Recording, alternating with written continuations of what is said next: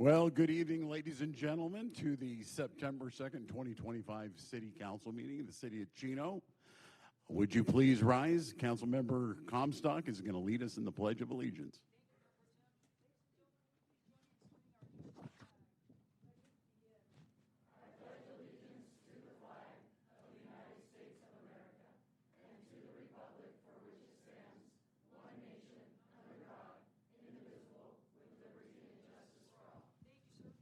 Thank you very much. You can be seated. Mary Uloa is very sorry that she could not make it this evening. She had a family emergency, so she asked if I could do it. So you get me. I like that response. We're going to start this evening with a proclamation from the National Childhood Obesity Awareness Month, September 2025. Will Rachel Phelps, Community Services, Parks and Recreation Coordinator, City of Chino, please come up.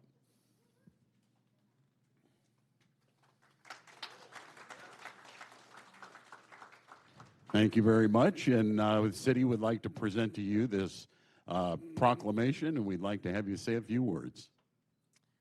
Thank you, Mayor Pro Tem, and thank you, members of the council. I'm honored on behalf of Healthy Chino to accept this proclamation. We work really hard each year to provide quality health education to our schools. We provide quality programming to our community with programs such as Healthy Grilling, Healthy Chino Kids, and also events like Healthy Family Day and Bike Day. So thank you so much for this proclamation, and I hope you guys have a good evening. Thank you very much. All right, quick picture.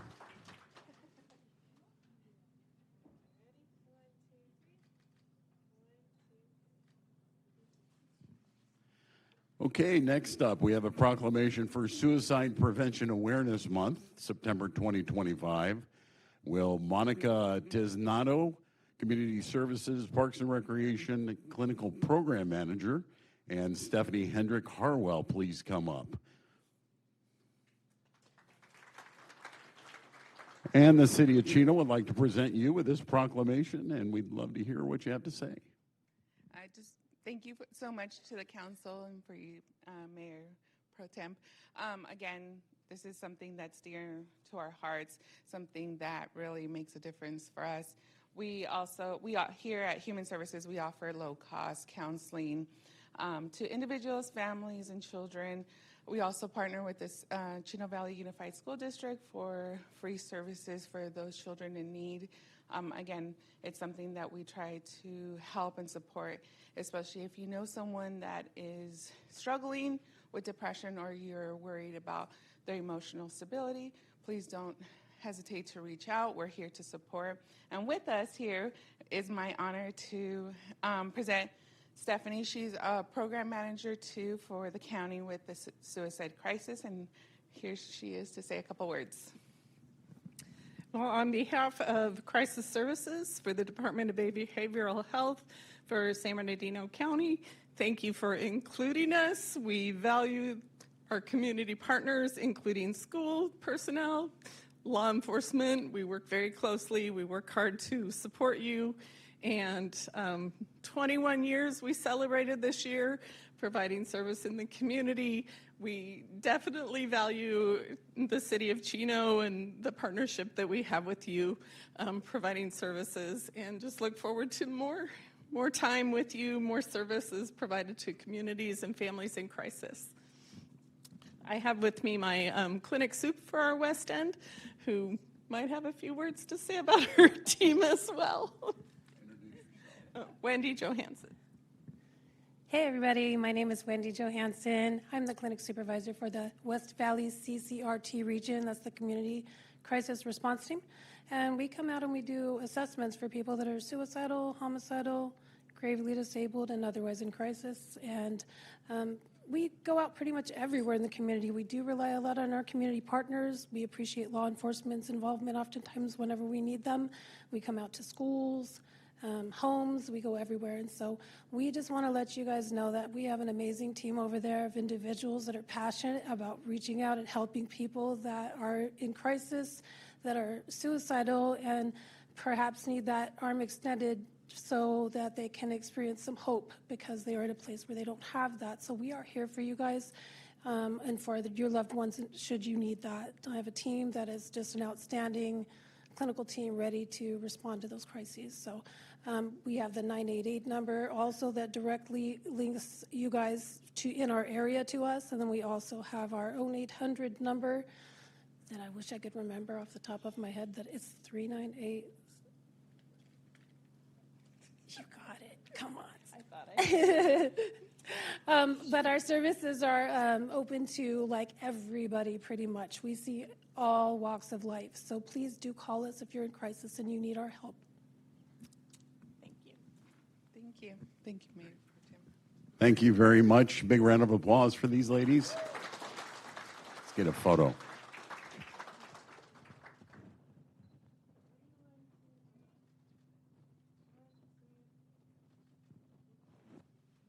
Thank you very much.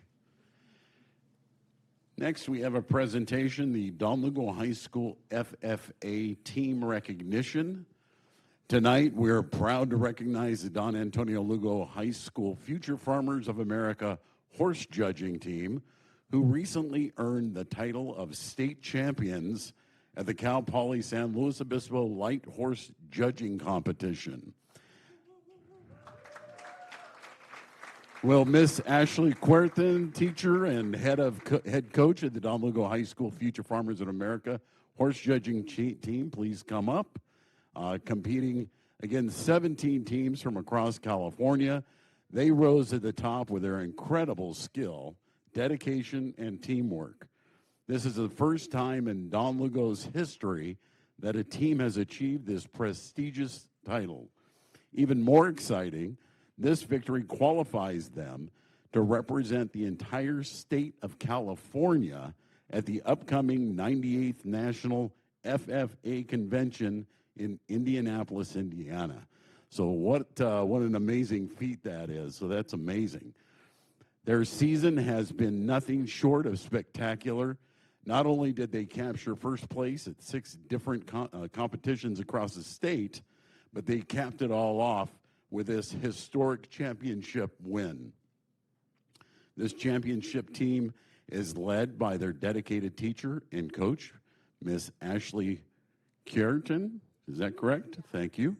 And it includes 4 students, Archer Hassan, Alex Medina, Soraya Parra, who plays sixth high individual among more than 68 competitors, Sadie Hutchinson, who earned first high individual overall. On behalf of the city of Chino, we extend our heartfelt congratulations to the Don Lugo High School FFA horse judging team. We wish them their very best as they prepare to represent California on the national stage in Indianapolis. So they've done some incredible things. I'd like to give you guys some certificates if I could. Archer? Sadie? Alex?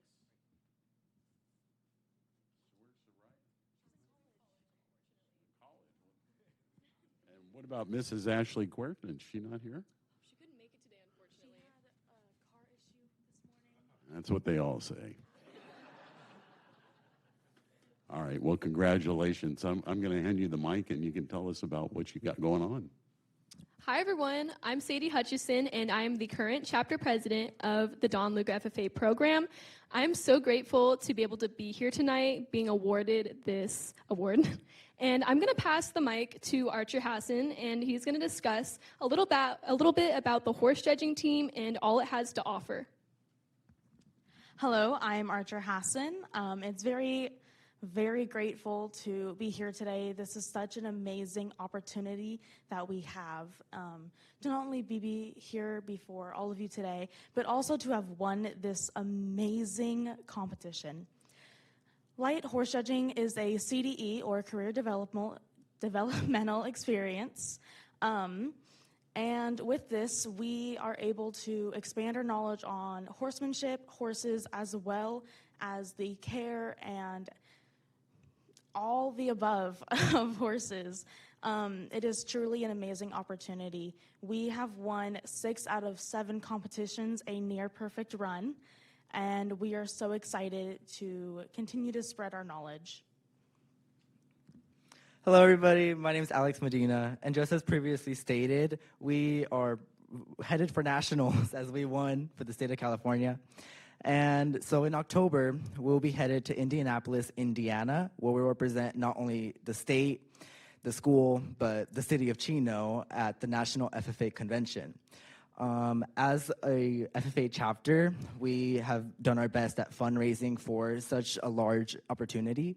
However, with such a huge opportunity comes costs, and I'd like to personally, and I'm sure my teammates as well, would like to personally ask you as the community for as much support as possible as we're headed to a very huge opportunity in our lives. Thank you. Thank you very much. Congratulations once again. What an incredible accomplishment. Let's get a photo.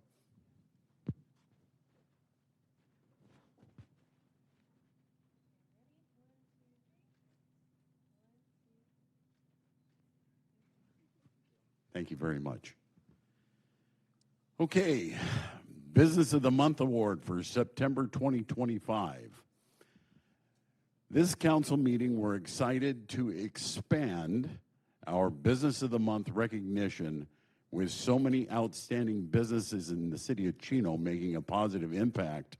We will now be honoring 2 recipients each month. This allows us to celebrate even more of the hardworking local businesses that go above and beyond to serve our community. It's pretty amazing. It's about time we did this. Our first Business of the Month recipient has been a go-to lunch spot in the city of Chino for many years. We are proud to recognize our first Business of the Month honoree for September 2025, Jersey Mike Subs at Central and Philadelphia. Will General Manager Armando Arteaga, George Hernandez, Jennifer Rangel, and any other team members please join me up front, please.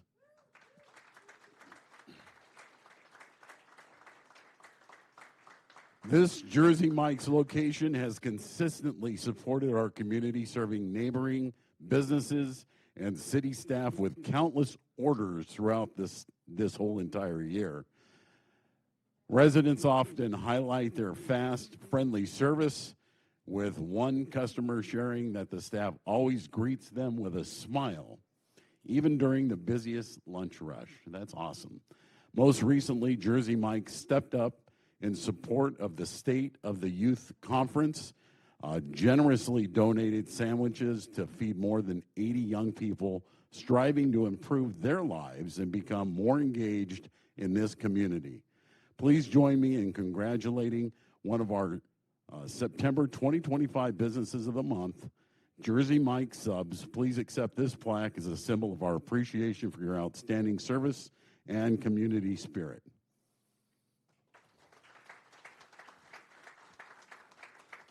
Congratulations. Why don't you introduce yourself and say a few words? How's everybody doing? All right, my name is George Hernandez. I'm the franchise owner, and I'm a resident of Chino. Been here since 1991, so I'm very familiar with the city, with the businesses, and I started back in the day at Domino's Pizza, managing the store here on Central in Philadelphia. But we have here Jennifer Rangel.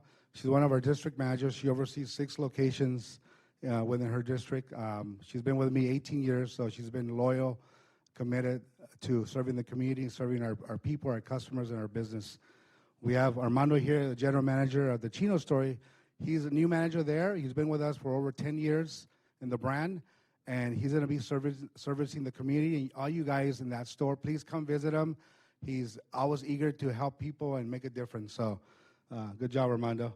And I just met them today, but they work for him. They're assistant managers. Tell me your name. Christina and Brianna. They're both assistant managers that work for Armando. and they're proud to do the same thing following the manager's lead. So we're really proud, and I want to thank the city council, the pro temp, and the mayor for considering us doing being awarded today. And we normally don't expect nothing back, but I always tell my people, when you work hard and you serve the community well, you have good intentions, some point you're going to get awarded. And thank you so much for that. We are so proud because we, as a brand, we help the community every year in the month of March. We average around $20 million giving back to a nonprofit charity. That's who we are, and in our local businesses, we do the same thing. We're at 88 locations right now in my franchise with my business partner. We started in Chino in 2014. That was our first store, and that store made us who we are today, working really hard, taking care of our customers, and thank God that we were able to do that right. And we have Mr. Tony. Where's Tony? Come over here, Tony. Don't hide from us. Tony is actually here from Maui, so he got sent out there 7 years ago, and he's managing, overseeing 3 of our locations. He's been out there making a difference. You guys might have heard of Lahaina burning down the city of in Maui. Tony was a humongous help in the city. He fed every single firefighter, policemen, even people that lost their homes. He was there for them, and he's a champion. He did a fantastic job. And our whole company as a brand, we donated $1.3 million to help the needy out there. There's a lot of people with no homes. All of a sudden they woke up and then they didn't have a home to live in. And Tony came through. So thank you for your hard work, Tony, and your team coming through. So all in, we want to say thank you to everyone, and we hope to keep growing our brand and making a difference in everybody's life. So thank you. Thank you very much. Let's get a photo.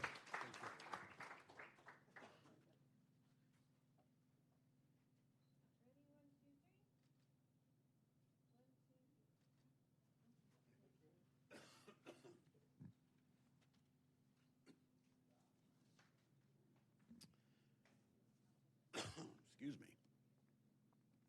Our second business of the month is a recent addition to our Chino community. Excuse me, my goodness. Today it is my pleasure to shine a spotlight on a family-owned gem that has quickly become a community favorite, the Cattle Ranch Cafe. Excuse me.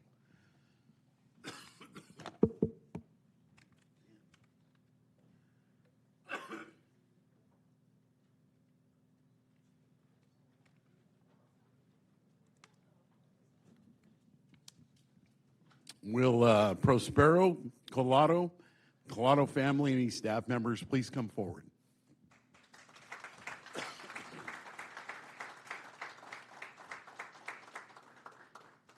Cattle Ranch Cafe has been in business for 3 years here in Chino. Has already left a mark on our residents. The family-owned restaurant specializes in brunch and dinner. Customers praise Cattle Ranch Cafe for their friendly service and delicious breakfast plates. The cafe prides itself on creating a welcoming, family-like atmosphere. Employees are treated like family, and in turn, customers receive that same care and attention. When asked why their business is located in Chino, Mr. Collado Prospero said it was the family's goal to help the city grow.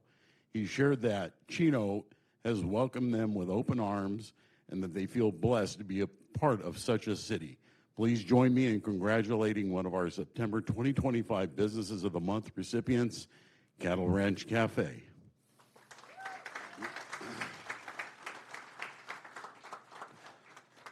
And I can tell you, I have been to this establishment several times. They have incredible tomato bisque soup. So if you like the soup, it's awesome. I'm going to hand this over to you, Prospero. You can introduce your family. Yes.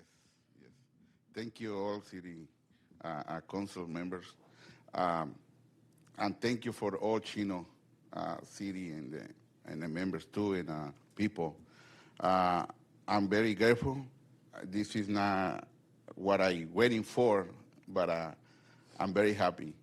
So thank you everyone, and you guys more than welcome anytime, any day you want to come and enjoy our restaurant. Let me pass my daughter, Heidi, and my wife, Olivia. And thank you, babe, for support me to do this.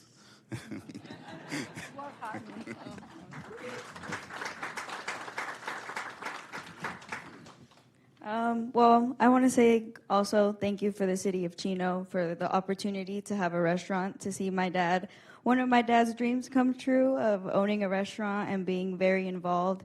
And not just himself being involved, but even his family, having me there and like my mom being a part of it. So it's not just a restaurant you can go eat. It's like a whole family experience. Because if you don't get attended by one family member, you get a kid or a mom. So we hope to see all of you there at some point.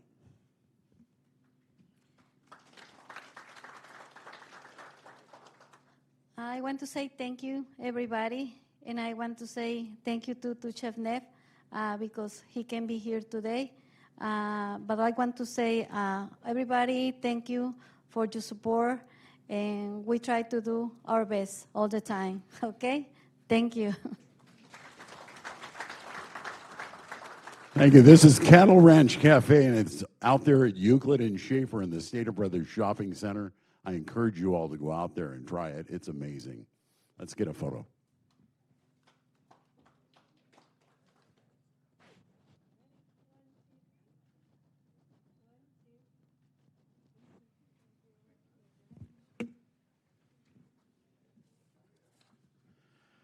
All right. Mayor's Home Beautification Award for September 25 to Sylvia Zhang of Davidson Street in College Park. Would you please come up?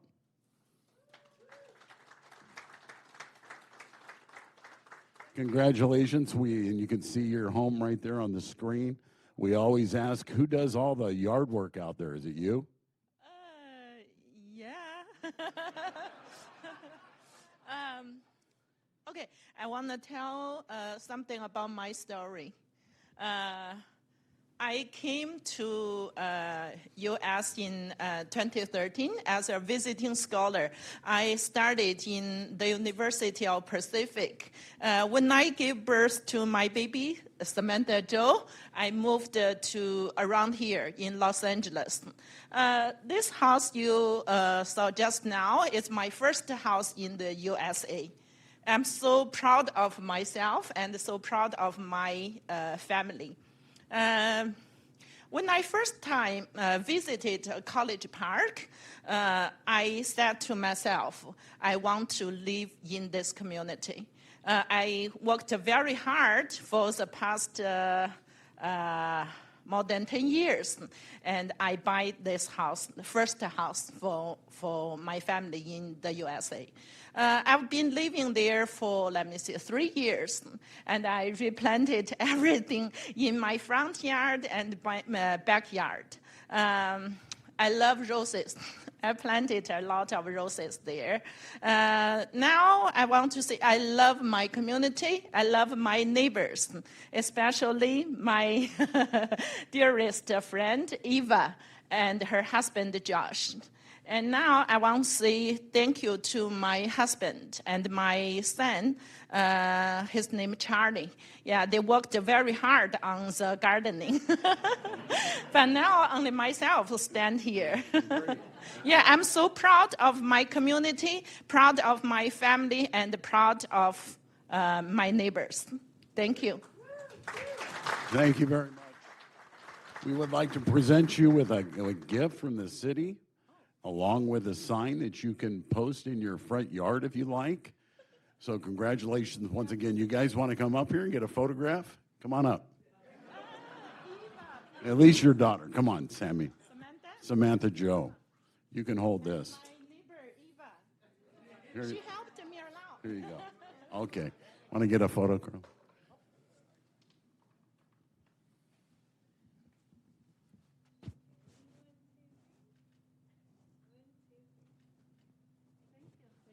Congratulations. First time I missed the call from the city. I heard the voicemail Oh, it's the month of beautification. I cannot believe my ears. I talked with my neighbor Eva. Is it a fake meal? Fake meal. At first, Eva, probably. Because we have a lot of fake news, and then, sorry for it. I received the letter from the city. Yeah, I'm so excited. Eva, see, it's confirmed. Thank you. Isn't it amazing? You thought it was fake news and you did a little fact checking and you were able to find out what happened. That's awesome. Congratulations. Thank you.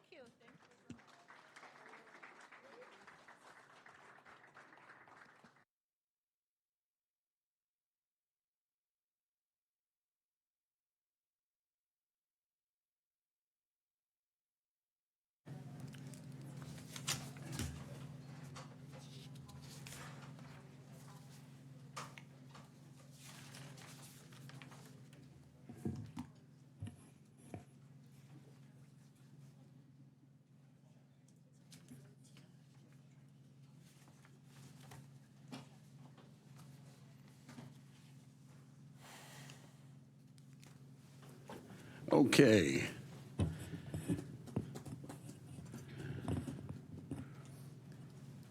And we're going to report out of closed session. City Attorney Fred Galente, would you please report out of closed session? Thank you, Mayor Pro Tem, members of the council, and all those present. The City Council met in closed session as previously announced. Items number 1 and 2 on the closed session agenda were not discussed and pulled off of the consent calendar, the closed session calendar, pardon me. The council did hold a discussion on item number 3, conference with labor negotiator concerning the various employee organizations listed in the under that item. The city council held a discussion, provided direction, and no further reportable action was taken. That concludes the report. Thank you very much. City Manager, do we have any agenda additions or revisions? No changes tonight, Mayor Pro Tem. All right, thank you very much. Information items. The West Valley Mosquito and Vector Control District presentation. We'd like to call up Dr. Michelle Brown, the District Manager of West Valley Mosquito and Vector Control. Good evening. Thank you for the kind invitation, Mayor Pro Tem, council members. For those that aren't aware, West Valley Mosquito and Vector Control District was formed in 1983. We provide services for the cities of Chino, Chino Hills, Ontario, Montclair, Rancho Cucamonga, and the city of Upland. So I encourage everyone, if you have mosquito or vector concerns, please contact us or check us out on our website, and we're happy to help. This evening, however, I'm going to be discussing flea-borne typhus. And as the name suggests, this is a disease that's transmitted by fleas, and it's one in which a bacteria is transmitted by the bite of a flea. And symptoms of this disease include fever, muscle aches, nausea, vomiting, or stomach pain, and rash. And so if you are having any of these symptoms, of course, you should seek care from your primary care physician. So to prevent this disease, you want to reduce or eliminate contact with fleas. Part of that would be including making sure that all of your pets are regularly treated for fleas and that you're not encouraging any wild or stray animals to visit your yard. Some numbers about flea-borne typhus in the state of California. Last year, in 2024, the top 3 counties for flea-borne typhus were Los Angeles County, Orange County, and San Bernardino County. And last year, we experienced a 3-fold increase in the number of human flea-borne typhus cases in the county. And this year, LA County has already issued a public alert for the cities of Santa Monica and Los Angeles proper concerning flea-borne typhus. And the county of Orange County has issued an alert for the city of Fullerton. So this is a disease that's on the rise in Southern California. With that, we already know that our neighbors directly to the west of us, San Gabriel Mosquito and Vector Control District, and also to the southwest, Orange County, have already documented the association of feral cats with flea-borne typhus. Orange County developed guidelines for treatment and concerns and guidelines for feral cat communities. And so the West Valley Mosquito Vector Control District Board of Trustees adopted a very similar measure as guidelines for our communities. And mostly these guidelines reflect ASPCA guidelines in terms of training, humane care and trapping, and making sure that the animals are well cared for without impinging public health. With that, I know I've received some questions about proper flea-borne treatments for these feral cat communities. Unfortunately, I am not a veterinarian. However, we are collaborating with the newly formed ARC to develop resource guidelines for any community groups that want to sponsor feral cats. And with that, I'm happy to take any questions. Thank you. Well, thank you very much, Dr. Brown. We certainly appreciate the information. Thank you. Any questions? Okay. We now have the external agency report is available in the agenda packet. I encourage you to review this informational item. A lot of good information there that's posted. Now we have some public announcements for you. Emergency Preparedness Fair. First, I'd like to invite you to our annual Chino Cares Emergency Preparedness Fair on Saturday, September 13th from 9 a.m. to noon at our new location, the Chino Police Department. Our Emergency Preparedness Fair is a fun and family-friendly event featuring emergency prep demonstrations, touch a truck, and fun activities that will teach you how to stay informed and be prepared in the event of a disaster. The Chino Cares Emergency Preparedness Fair is a collaboration between the City of Chino, the Chino Police Department, and the Chino Valley Fire District. To learn more about this, visit thecityofchino.org/CCPF. Next is the Inclusion Community Celebration. Get ready for a day full of fun and community. The City of Chino is teaming up with Adrian's World Incorporated, Autism Society Inland Empire, and Behavior Highway for the second annual Inclusion Community Celebration on Saturday, September 27th from 10 a.m. to 2 p.m. at the Neighborhood Activity Center located at 5201 D Street. The Inclusion Community Celebration is a one-of-a-kind block party tailor-made for Chino Valley's special needs and neurodiverse communities. The Inclusion Community Celebration will feature inflatable bouncers, a live DJ, lunch provided by the Chino Police Officers Association, skateboarding lessons, probably with Councilmember Flores, free admission to the Chino Youth Museum, and more. Please note that the Inclusion Community Celebration is exclusively for the special needs and neurodiverse communities and their families. Registration is required and spots are going fast, so register today at thecityofchino.org/inclusion. Next, I invite you to join us as we officially open Stuvey Family Park, Chino's newest park. Stuvey Family Park will feature pickleball courts and basketball courts, shade structures, barbecue areas, and acres of beautiful outdoor spaces for our community. Our grand opening ceremony will take place on Saturday, September 20th at 9 a.m. I encourage you to join us as we open this second park in Chino this year. Stuvey Family Park is located at 16050 East Preserve Loop, and we look forward to seeing all of you there. And finally, we would like to close tonight's meeting in memory of Mark Kinsey, who passed away in June after a 3-year battle with cancer. Mark was a lifelong public servant, spending 40 years at Monte Vista Water District and the Inland Empire Utilities Agency. Mark's influence was instrumental in developing the Chino Basin into what it is today. He was a mentor to many, and his work continues to be felt across our region. Outside of work, Mark was a devoted family man. He loved working on home improvement projects and loved the outdoors, especially the ocean. He will be remembered for his kindness, his humor, his patience, and his dedication to our community. A celebration of Mark's life is scheduled for October. Okay, this is the time and the place for the general public to address the City Council about subjects that do not appear elsewhere on the agenda. Our first public comment is Pastor Dustin Harrison from the Calvary Chapel, Chino Valley, to provide the invocation. Thank you, Mayor Pro Tem. Please join me as I pray.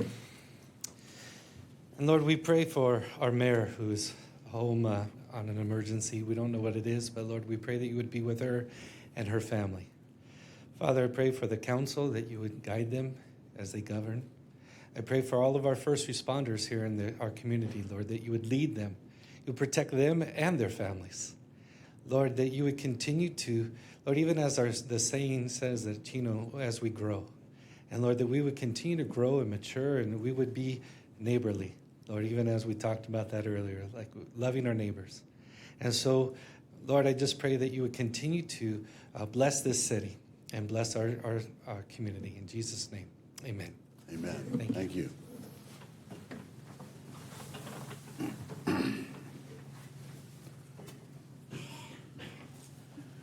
We received one email public from the League of Women Voters of Mount Baldy area regarding protection of our constitutional rights. The comment was distributed to the City Council and saved to the meeting record.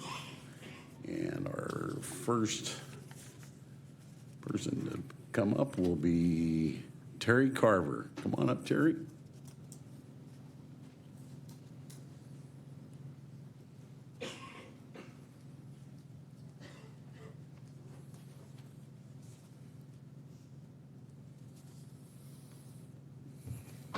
Good evening, Mr. Burton and City Council. Good evening, Terry. I'm here basically about the vector control, and the information that I had gotten from Dr. Brown might be a little outdated, so bear with me, and I hope she bears with me on the information that I have. I'm sure it's a little different now because she contacted our group. We're from the Feral Cat Friends here in Chino, and we have been TNRing for over 20 months and have done over 700 cats in our city. So we were contacted from them concerning the typhus control, typhus disease with feral cats. And basically what I got was all about feral cats. It wasn't about where other fleas could come from. So that's one of the reasons I'm here, because I like to educate.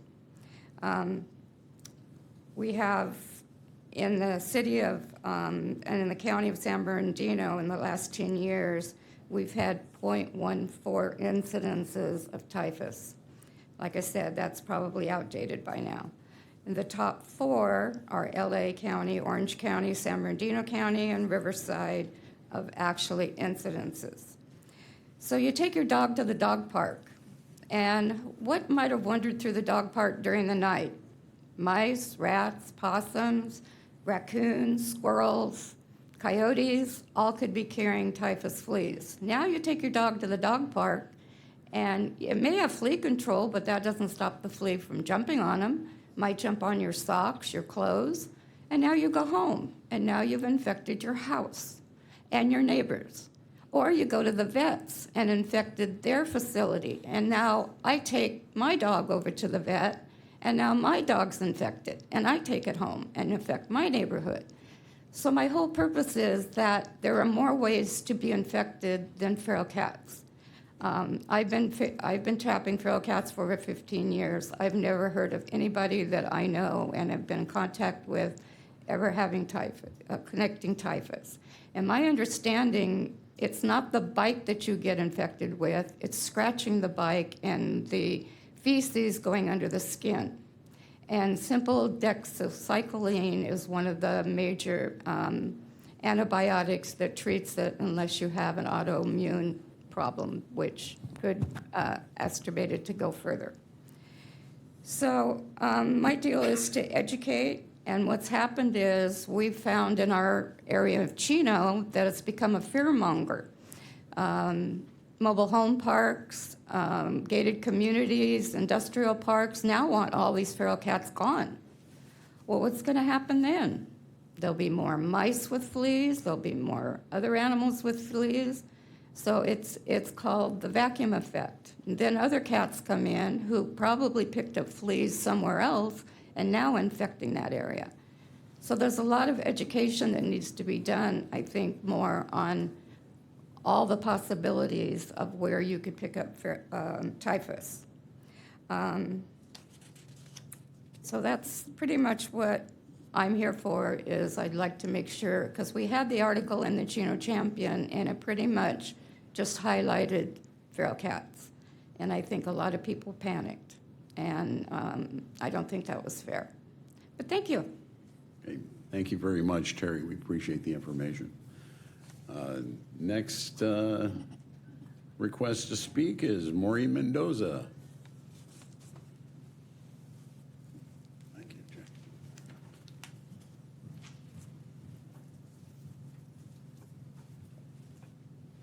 Good evening. I'm here to By the way, Mo, you have 5 minutes. I know. Okay, I'm here regarding, the ARC had a special board meeting on July 21st of 2025, and most of you board members already know from hearing from people that are here today and myself, we are a big part of TNR in wanting to know about the welfare of the animals, okay? And unfortunately, once again, we were denied the opportunity to participate in the ARC board meeting because it was classified as a special meeting that supposedly could not wait until the general meeting. On the agenda were two very important items that community members in Chino would have wanted to attend and comment on: the trap and neuter and release program and strategies, and the ARC proposal statement and animal welfare plan. By placing these matters in a special meeting, the public was silenced and excluded from meaningful participation on the issues that directly impact our community. A special meeting only needs to be posted 24-hour notice, so none of us knew about it. Nobody even contacted me. I can understand people not contacting me, okay, because I'm very voiceful. But the two people behind me that talk about TNR all the time, for nobody to reach out to them about this meeting so they could get 2 minutes during that meeting, and then they had another meeting today, which was on those two agenda items, it would have given them another 2 minutes. It would have given them 4 minutes, because we're not given 5 minutes. We're not given the common courtesy that this board gives your community. And that's what I'm trying to get out so you guys understand that, because we're denied so much that for me, it's hard to understand, because you guys probably don't know, I was an elected official. I was appointed by the San Bernardino board to be on meetings and boards, and the agenda needs to be posted, it needs to be accurate, and with ARC, that doesn't happen. And I wasn't going to say it, but I will say it. The ARC meeting for today is missing. It's not online anymore. It just disappeared, because I needed to get something from it, and it just disappeared. So I had to call people and ask them, is it just me, or is it really gone? They're like, Mo, it's gone. But thankfully, I forgot. I downloaded it on my iPad, and I did have still a piece of some of the agenda items.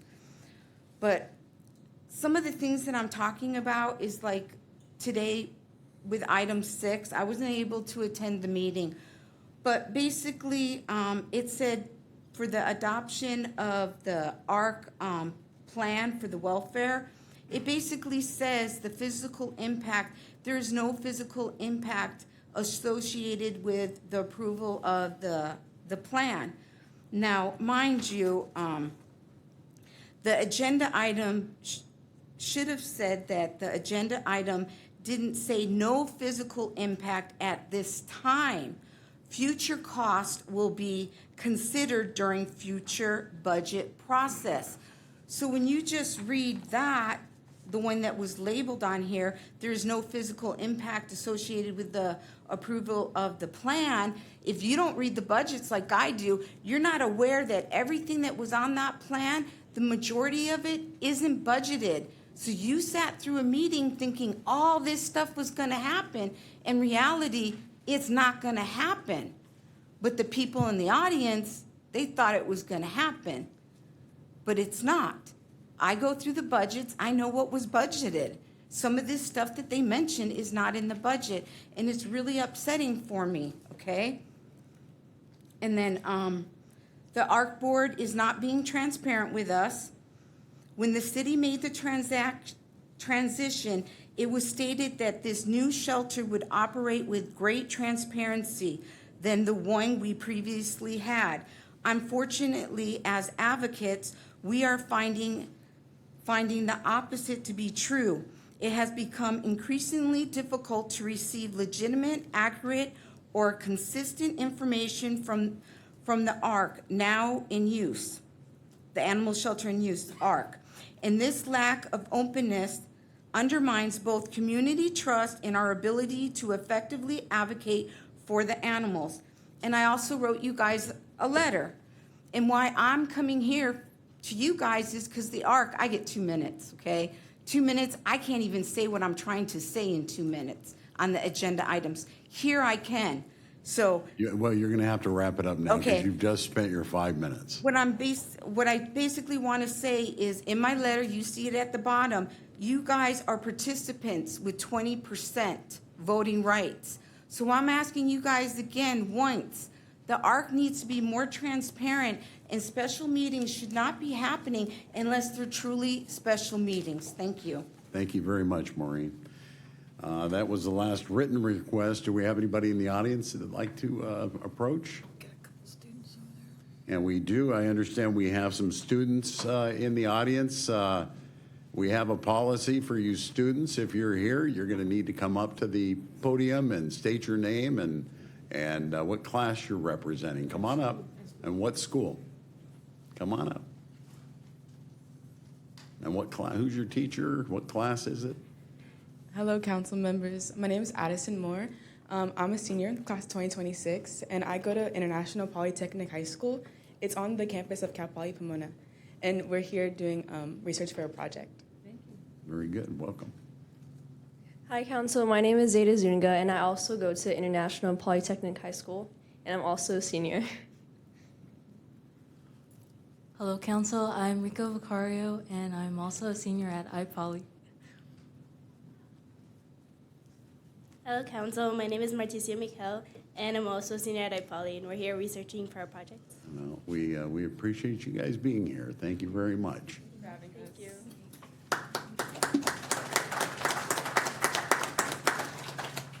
All right, next up is the consent calendar. Do any council members wish to have any consent calendar items pulled? No. Seeing none, I'm going to request a motion.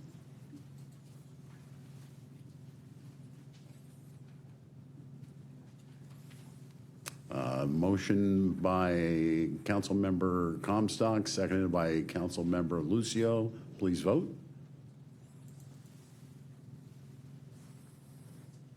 And the item, who are we missing here? Nope, there, Mark, we just got you now. Item passes 4 yes with the mayor absent. Okay. Next item is public hearing. And we are going to have our comprehensive general plan update. I'm going to declare the public hearing open. Staff report by Mike Hitz, our principal planner, Warren Morellian, Director of Development Services, and Andrew Hill, Diet Bhatia. Good evening, Mayor Pro Tem, council members. Before I kick it over to Andrew Hill, our consultant from Diet Bhatia, I want to say we started this process roughly 3 years ago, next month. We did a bus tour around the city, looking at all the areas that we thought, wanted to check out and just kind of get familiar with the city for our consultant and his team. And since then, we've had a very robust communication with the community, going all kinds of different meetings. Andrew kind of getting the details of that with you. I also want to make sure I thank the all the staff that they helped out. We didn't live in a silo. Every department chimed in, including fire and PD. Their directors were very tantamount in making sure that their staff helped us out. They dived in, very short notice at times. So it's really greatly appreciated that everybody really dived in. Warren reminded me that, general plan's it's a pretty big deal for the city. We do these only about every 15 to 20, 25 years. So it's relatively infrequent in the career of a planner to really go through this. So it is a big deal and very important for the city. So I appreciate your time tonight. With that, I'm going to kick it off to Andrew. And staff, Warren and I also here to have any questions later. Great. Well, thank you, Mike, and good evening, council members. So tonight really marks a major milestone in this important multi-year citywide effort. And we're very pleased to present the 2045 General Plan Update. Over the last 3 years, more than 2,300 Chino residents and businesses have shared input that have helped shape this plan. And I really want to thank all the community members, all city staff, and the elected and appointed officials for all the for your energy and the ideas that you've contributed. A little background, the project overall has 3 major components.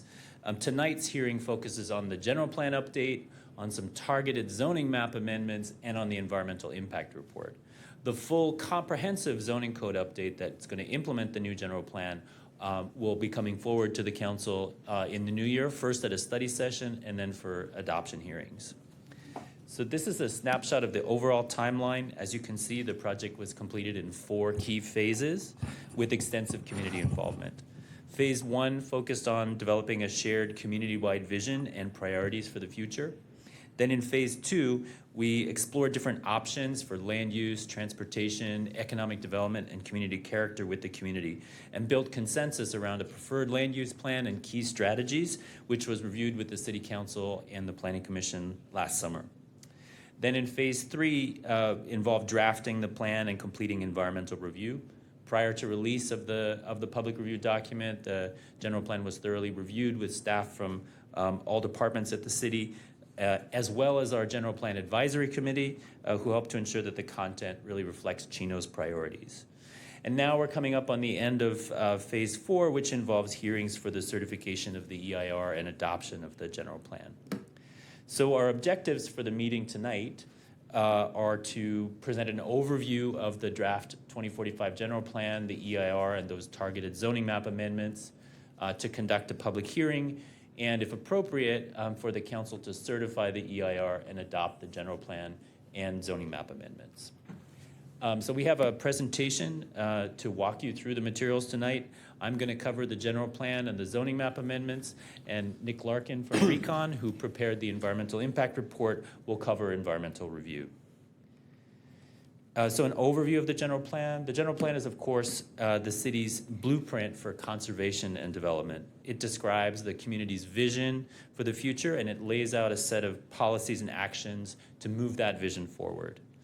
Under state law, all California cities are required to adopt a general plan that applies to land within the city limit, but also in its sphere of influence or adjacent unincorporated land that might someday be annexed into the city. So the map on this screen shows the city's city limit and the SOI. The city's current general plan, the 2025 general plan, was adopted about 15 years ago, and times have changed since then. The general plan is now being updated to address emerging issues in the community and new state laws.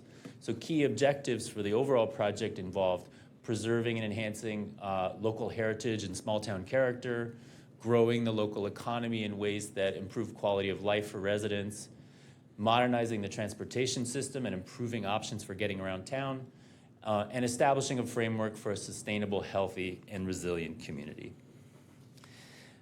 Community engagement was really a fundamental part of the general plan update process, and over 2,350 people participated in a variety of different ways as the plan was developed.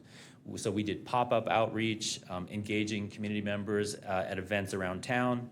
We did small group meetings with property owners, developers, community groups, and other key stakeholders. We held 2 community open house events that were attended by over 250 residents. We did 2 online surveys, and we also worked with a public polling firm, FM3, to conduct a statistically valid survey of Chino voters to really gauge public support for the key actions that form the basis of the general plan update. And then, of course, last but not least, our General Plan Advisory Committee, or GPAC, met 9 times over the course of the process to review and provide feedback on key content of the plan. A key outcome of Phase 1 was the guiding principles that describe the kind of community that Chino residents and businesses want to see in the future. The guiding principles are organized around people, places, and patterns, and the priorities include preserving and enhancing Chino's small town feel and high quality community services, fostering a balanced community, a memorable city, a vibrant downtown and revitalized commercial centers, and promoting a healthy, connected city, successful local businesses, and respect for the past.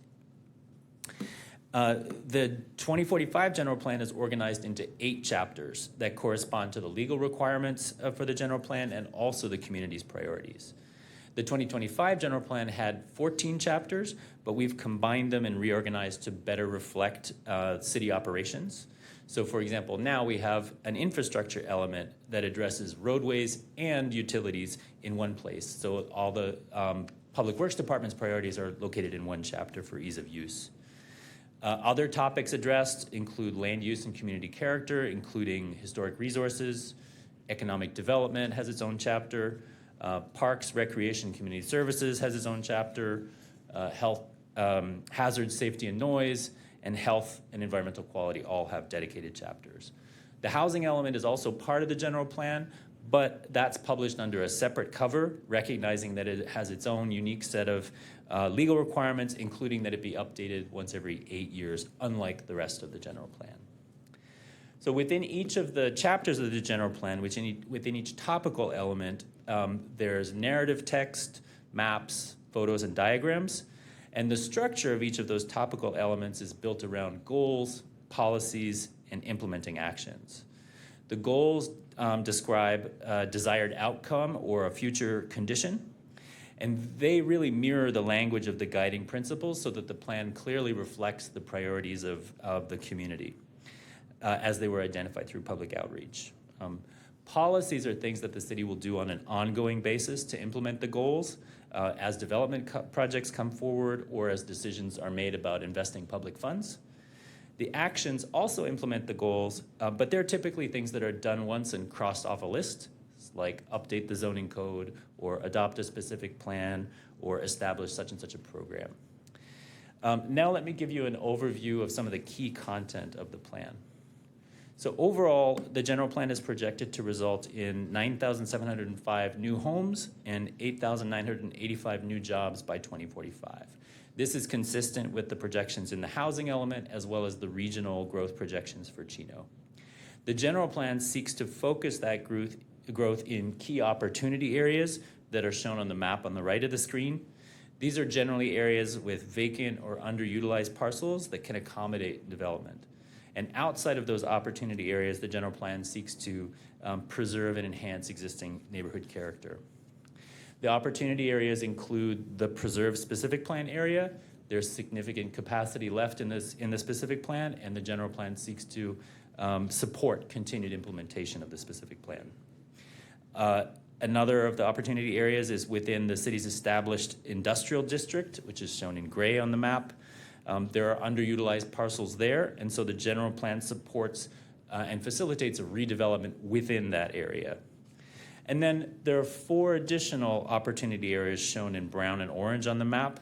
These include some older shopping centers and commercial corridors around Central and Philadelphia and Central and Riverside, where there are vacant storefronts and underutilized land that can accommodate new uses and to support retail vitality and better serve community needs.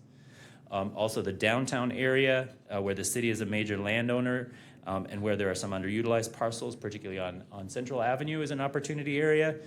And then there's a large vacant site in the south of the city along Euclid Avenue between Pine and Bickmore. So these 4 areas shown in brown and orange were an important focus of the community outreach, And the general plan introduces new land use designations to represent the shared vision that emerged from the conversation with the community for those areas. The first of those designations is a downtown designation that was developed to foster a distinct district at the heart of Chino to serve as a focal point for civic, cultural, and community life. It provides for a mix of business, entertainment, residential, cultural, and civic uses. Community outreach indicated a strong support for this concept, and the statistical survey found that 75% of respondents were in favor. A Measure M vote would be needed to fully implement this concept, and the general plan provides a framework and a strategy for making that happen. The second new land use designation is the regional mixed use designation, and it's intended to facilitate the evolution of the city's regional shopping centers, support existing businesses, and position Chino as a regional destination for festivals, cultural, and sporting events. The city has already applied the mixed-use overlay and the affordable housing overlay on certain sites in these areas in the regional malls, and the 2045 general plan doesn't change that. The plan does establish incentives for property owners to provide amenities on their sites as redevelopment happens, and those amenities might include outdoor dining, mini parks, plazas, seating areas, family-friendly facilities, EV fast charging stations, entertainment programming, and public art. This concept received strong support in the community, in community outreach, and in the statistical survey. The third new designation is the Boulevard Mixed Use designation, which would apply along segments of Riverside, north of downtown, and Central Avenues, south of the 60 freeway. It's intended to promote redevelopment of underutilized properties along those key commercial corridors in the central part of the city in order to foster attractive, human-scaled mixed-use development that contributes to local character and enhances small-town sense of place. It's designed to promote vibrant mixed-use places, and it contains incentives for lot consolidation and the provision of amenities like outdoor dining, mini parks, plazas, family-friendly amenities, and others. This also received strong support in the community, with 80% of the respondents to the statistical survey in favor. And then the final new designation is one we're calling employment mixed use, and it would apply to that property that I mentioned in the south of the city along Euclid between Bickmore and Pine. That property has remained vacant for more than 20 years. It was originally envisioned as a commercial retail development, but developing retail faces financial feasibility challenges in today's era of internet shopping and online commerce. And so this designation is designed to leverage market demand for light industrial and manufacturing spaces and capitalize on this site's location on a major regional thoroughfare in order to realize that vision for retail in the south of the city. The designation allows for a mix of commercial retail, services, light industrial, and manufacturing on the site. 100% commercial properties are allowed by right, or if light industrial and manufacturing uses are proposed, a minimum of between 75,000 to 120,000 square feet of retail commercial space must be provided along the Euclid frontage, and the exact amount would be determined through a development agreement with the future developer.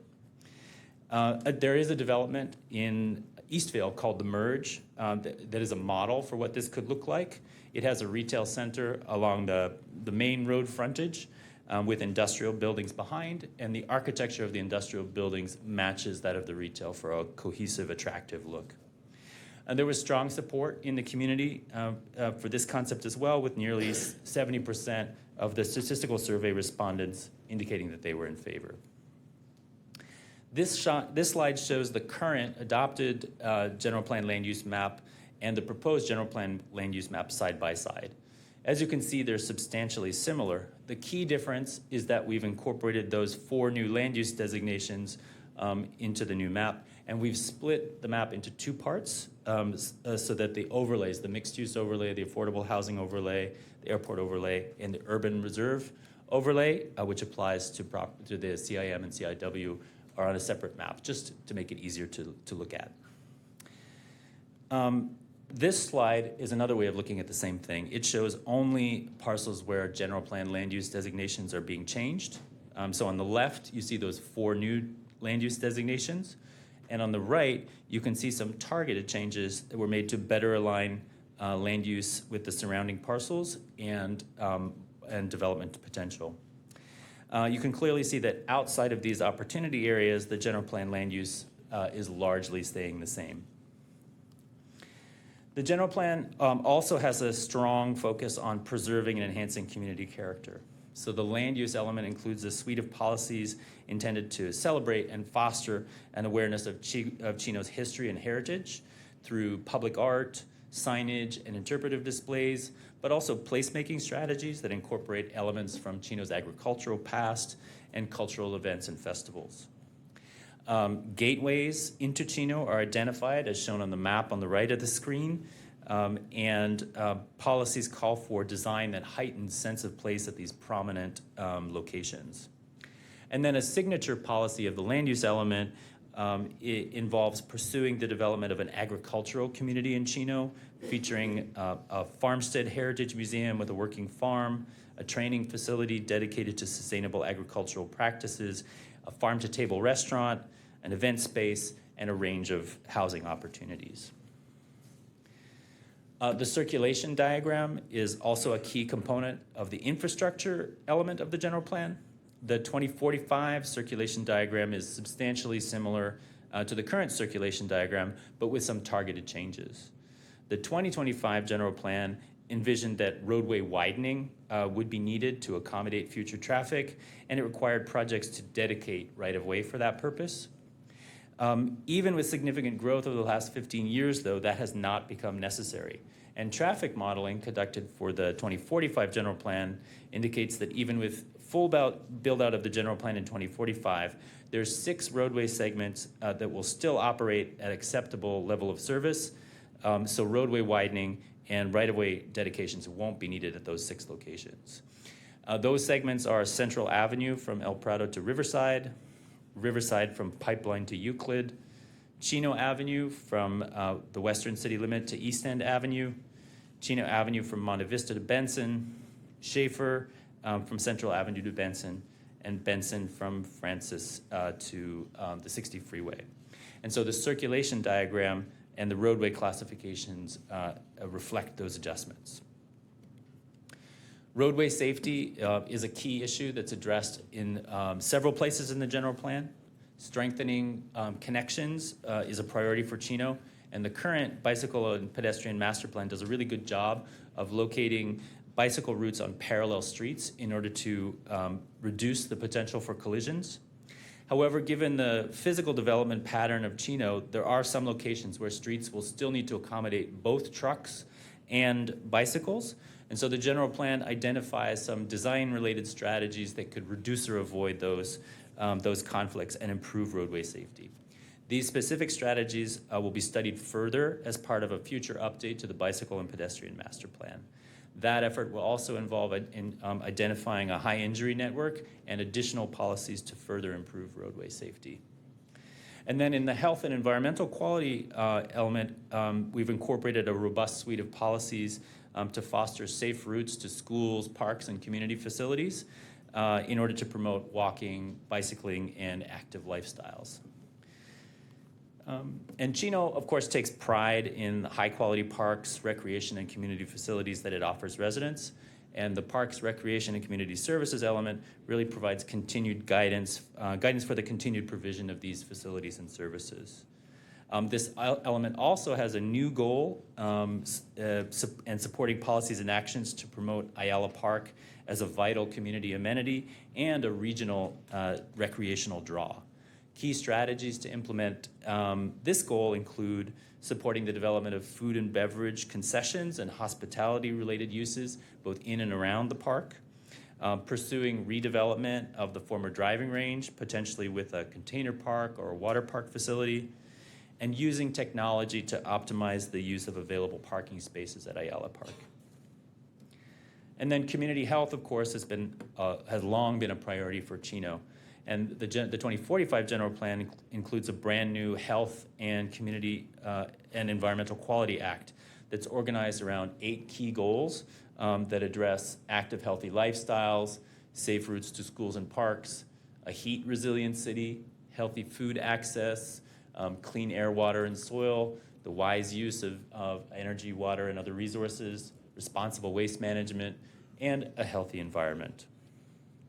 So in total, there are over 200 implementing actions in the 2045 general plan that the city will undertake over the next 20 years in order to implement the vision and to move it forward. We've included an implementation chapter at the end of the plan that organizes all of these actions into a matrix for ease of tracking. For each action, the matrix identifies an implementation priority and assigns a departmental responsibility. So there's near-term actions in the next 5 years, mid-term actions in the next 10 years, and longer-term actions in the next 20 years. Each year, as staff prepares the general plan progress report, staff will report out on the status of these actions in order to keep the council and the community informed on progress. The draft general plan was released for public review on June 20th, and during the public review period, we held a study session with the council and the commission on July 8th to review the content with you and to hear your feedback. CAL FIRE, the CAL FIRE board, also reviewed the hazard, safety, and noise element on July 23rd. They did not request any changes. They, in fact, complimented the city on the quality of the maps and the forward-thinking policies addressing wildfire and community resilience. Also, during the comment period, the city of Pomona sent a letter regarding industrial uses in the northwestern part of the city, adjacent to Pomona. And so the draft 2045 general plan that's in your packet tonight incorporates some targeted revisions to address the feedback that we heard from the council and the commission on July 8th at the study session, as well as from the city of Pomona. So specifically to address council and commission's feedback from the July 8th study session, we've added or amended 4 items. The first of them is action LCC 3C. That is the action that provides bonus FAR to shopping center owners at Central and Philadelphia and Central and Riverside. Bonus FAR in exchange for those community amenities like outdoor seating or entertainment. To that list of amenities, we've added off-street bicycle and trail connections. And so property owners who provide those additional amenities will be entitled to bonus FAR. We've also included a new action to consider creating zoning incentives for healthy food restaurants as a way to incentivize them. And we've added a new action to consider incentives for commercial centers to install solar batteries and backup generators to improve the resilience.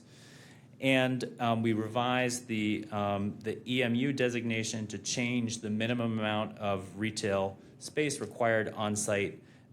As I mentioned, it's now between 75,000 and 120,000 square feet to be decided as part of a development agreement with the future developer. And then additionally, the city of Pomona, as I mentioned, sent in a comment letter, and in response to that, a short segment of Philadelphia west of East End Avenue in the northwest of the city that had been proposed to be added as a truck route in the draft general plan has been removed from maps INF 2 and 3. And then there was a series of other changes made to replace a photo or to correct a typo, so minor things. All of these changes are reflected in the document that's before you tonight. And so in terms of as I mentioned, the comprehensive zoning code update will be brought forward in the new year for a study session and then for public hearings. But tonight, there's several targeted zoning map amendments that are proposed for adoption together with the general plan. The map on the right shows the location of the proposed zoning map changes. These changes are all proposed to better align zoning with existing uses and market opportunities. All the changes are from one existing zoning district to another existing zoning district, and all the changes are consistent with Measure M. Notices were sent to all property owners within 300 feet of the affected properties. And so now I'll hand off to Nick Larkin from Recon to provide an overview of the EIR.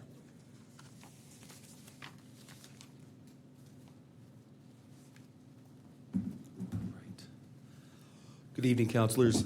Nick Larkin with Recon Environmental. We prepared the environmental impact report. So let's get right to it.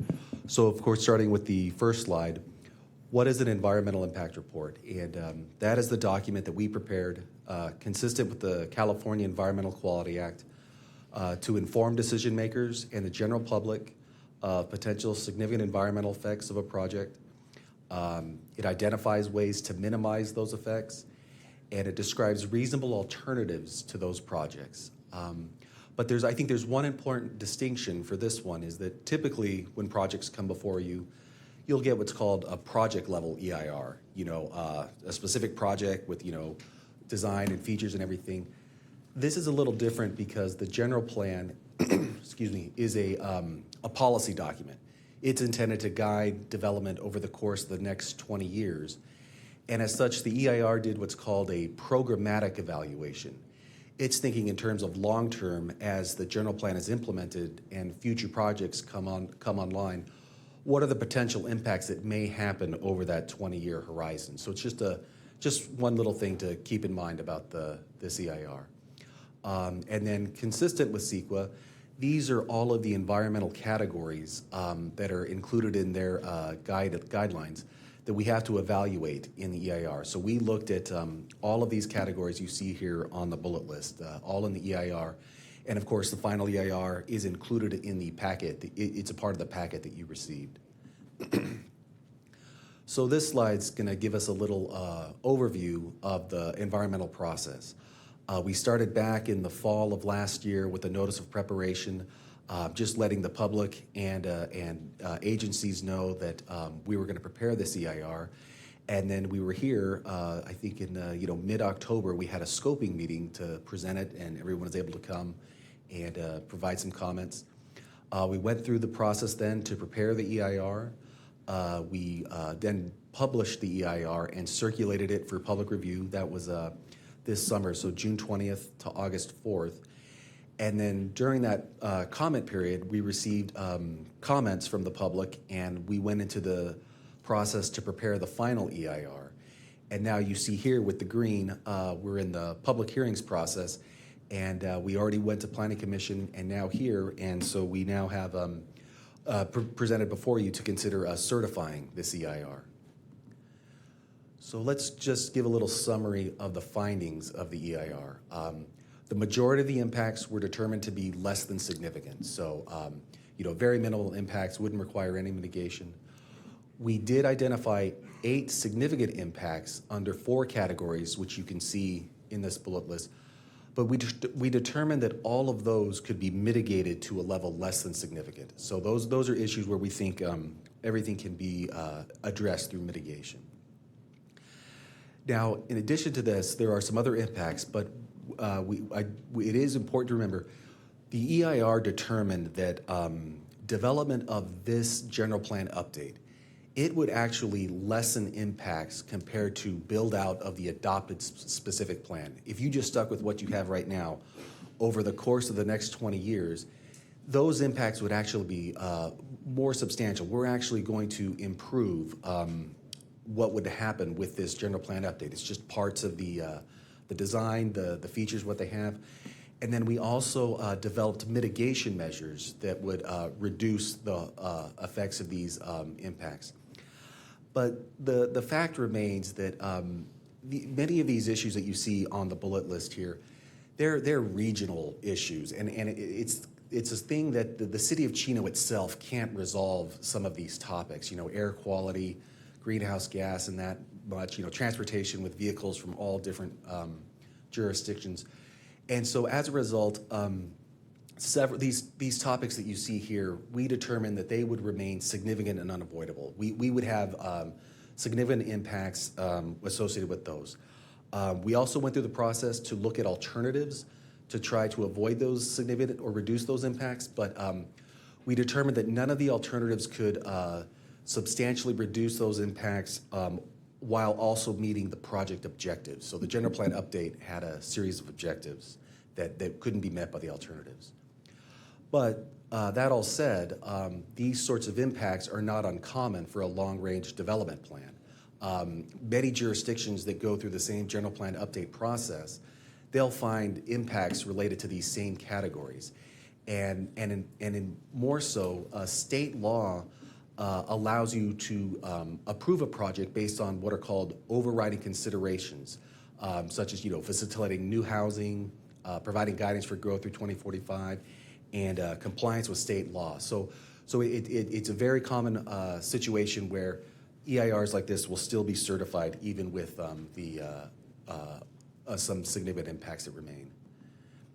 So going back, we had a public review from June 20th through August 4th. During that period, we received 6 comment letters with 35 unique comments. We received one from South Coast Air Quality Management District. They were just, alerting us to, different things to be aware of, future compliance with clean construction methods, but they had really no substantive comments on the analysis. They were in agreement with our determinations, and so just minor, clarifications. Same with Caltrans, just saying that the future projects that affect their facilities would need an evaluation, or if a future project were to encroach onto one of their facilities, they need an encroachment permit, but nothing challenging any of the determinations. And then letters from 3 neighboring jurisdictions. Chino Hills just noted there are 2 large transportation projects that will cross into both jurisdictions, and just like wanting to make sure that coordination occurs, and we acknowledge that in our response to their comment. Ontario noted that there are 2 proposed bike lanes that will cross the municipal boundary with them, and just wanting coordination, and we acknowledge that. And then finally, as mentioned earlier, the city of Pomona made some comments related to the industrial area in the northwest, but that really doesn't have, that doesn't really pertain to the environmental analysis. So now I'll turn it back over to Andrew for some next steps. Yeah, just quickly to wrap up with a quick look ahead. So tonight is the council hearing on the general plan, the targeted map amendments, and the EIR. The second reading for the zoning map amendments would be on September 16th, and then in the new year, the full comprehensive zoning code update that implements the new general plan will come forward for consideration.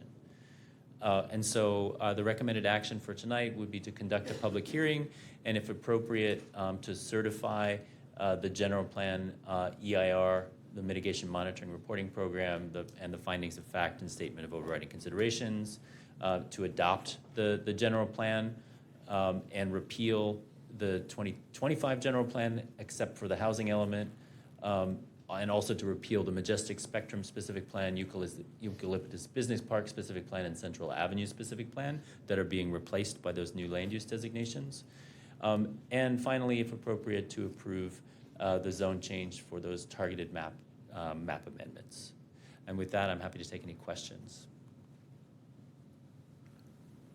Okay, any questions? Yeah, any questions from staff at this point? Nothing. Okay, thank you, Andrew. I have 2 requests to speak on the item. First, I believe it's Ada Khan. Hope I said that right. Come on up.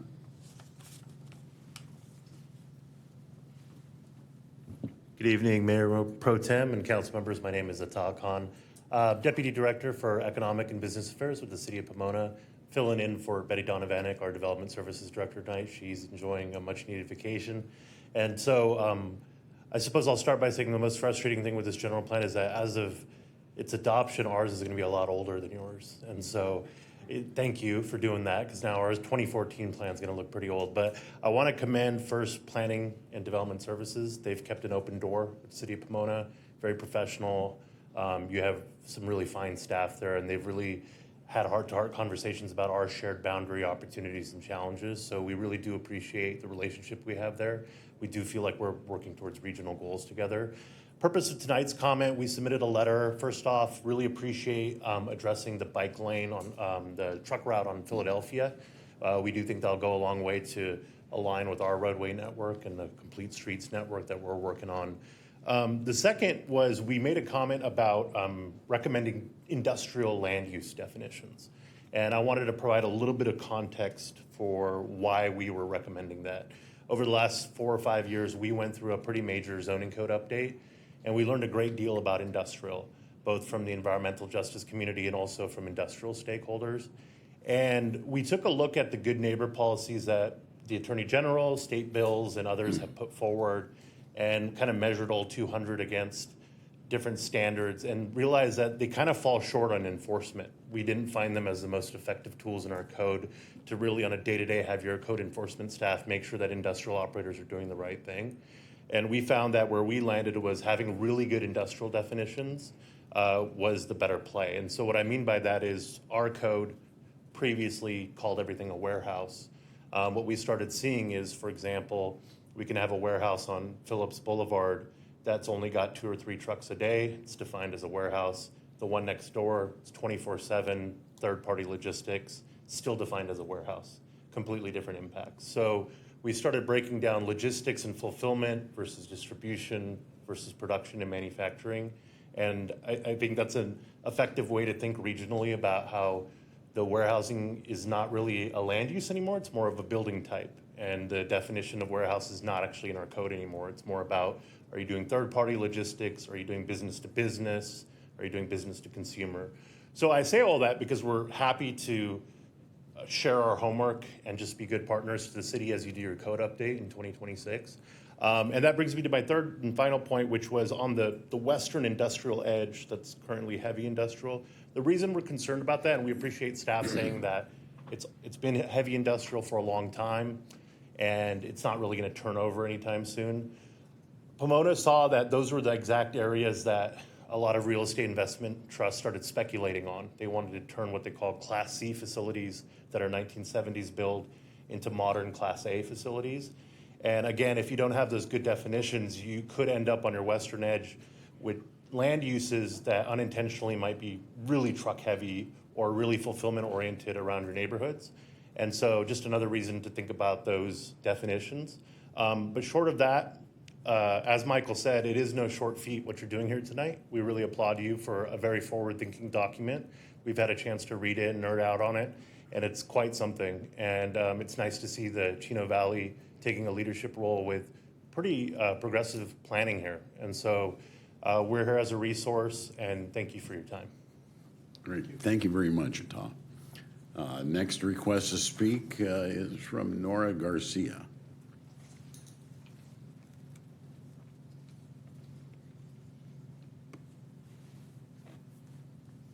Good evening.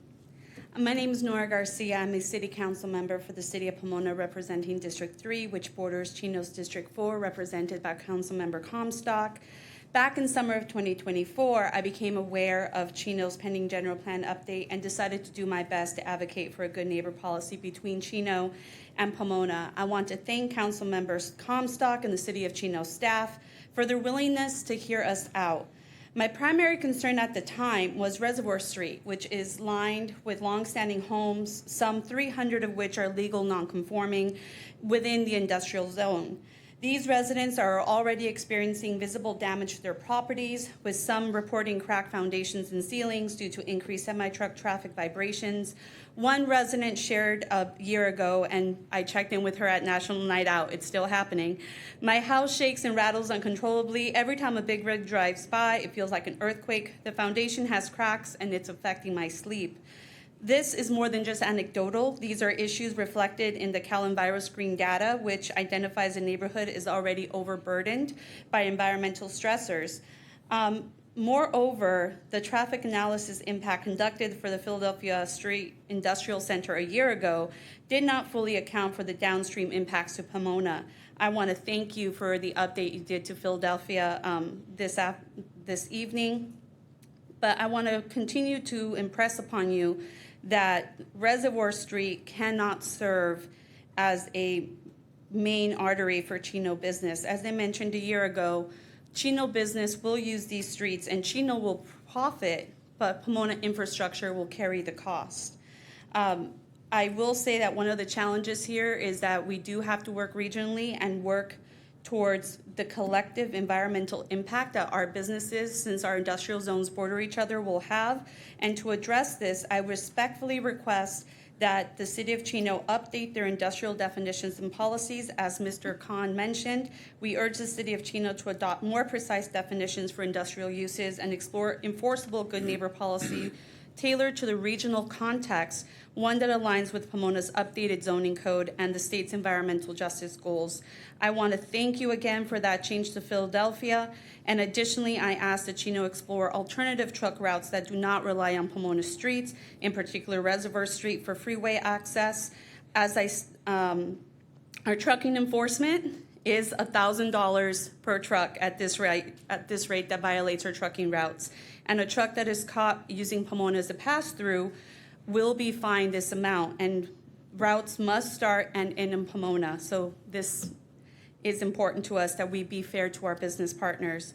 Furthermore, I know that in the long term, when we met, we discussed redrawing county boundaries to make sure that those weird parcels that are like half Pomona, a quarter Chino, we figured that out.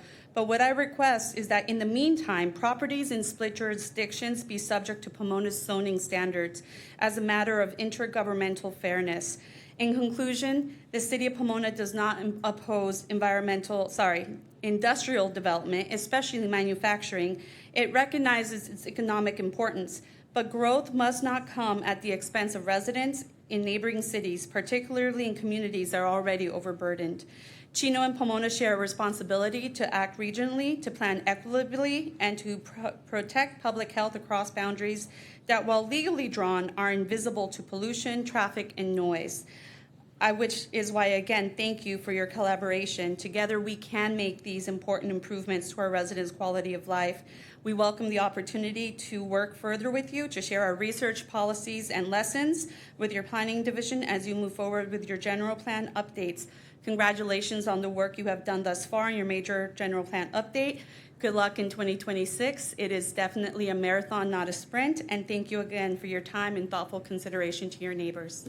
Okay. Thank you, Ms. Garcia, very much. That's the last written request to speak. Do we have anybody in the audience that'd like to approach on this item? Seeing none, I'll close the public hearing and I'll open it up now for city council comments. Thank you, Mayor Pro Tem. Councilwoman, I'd like to start by thanking you for our meeting last summer. You've actually been a pleasure to work with and brought a lot of things to our attention, our staff's attention, that I think are important for good neighbor policies. Mr. Khan, you brought up a lot of thoughtful ideas about industrial designations moving forward.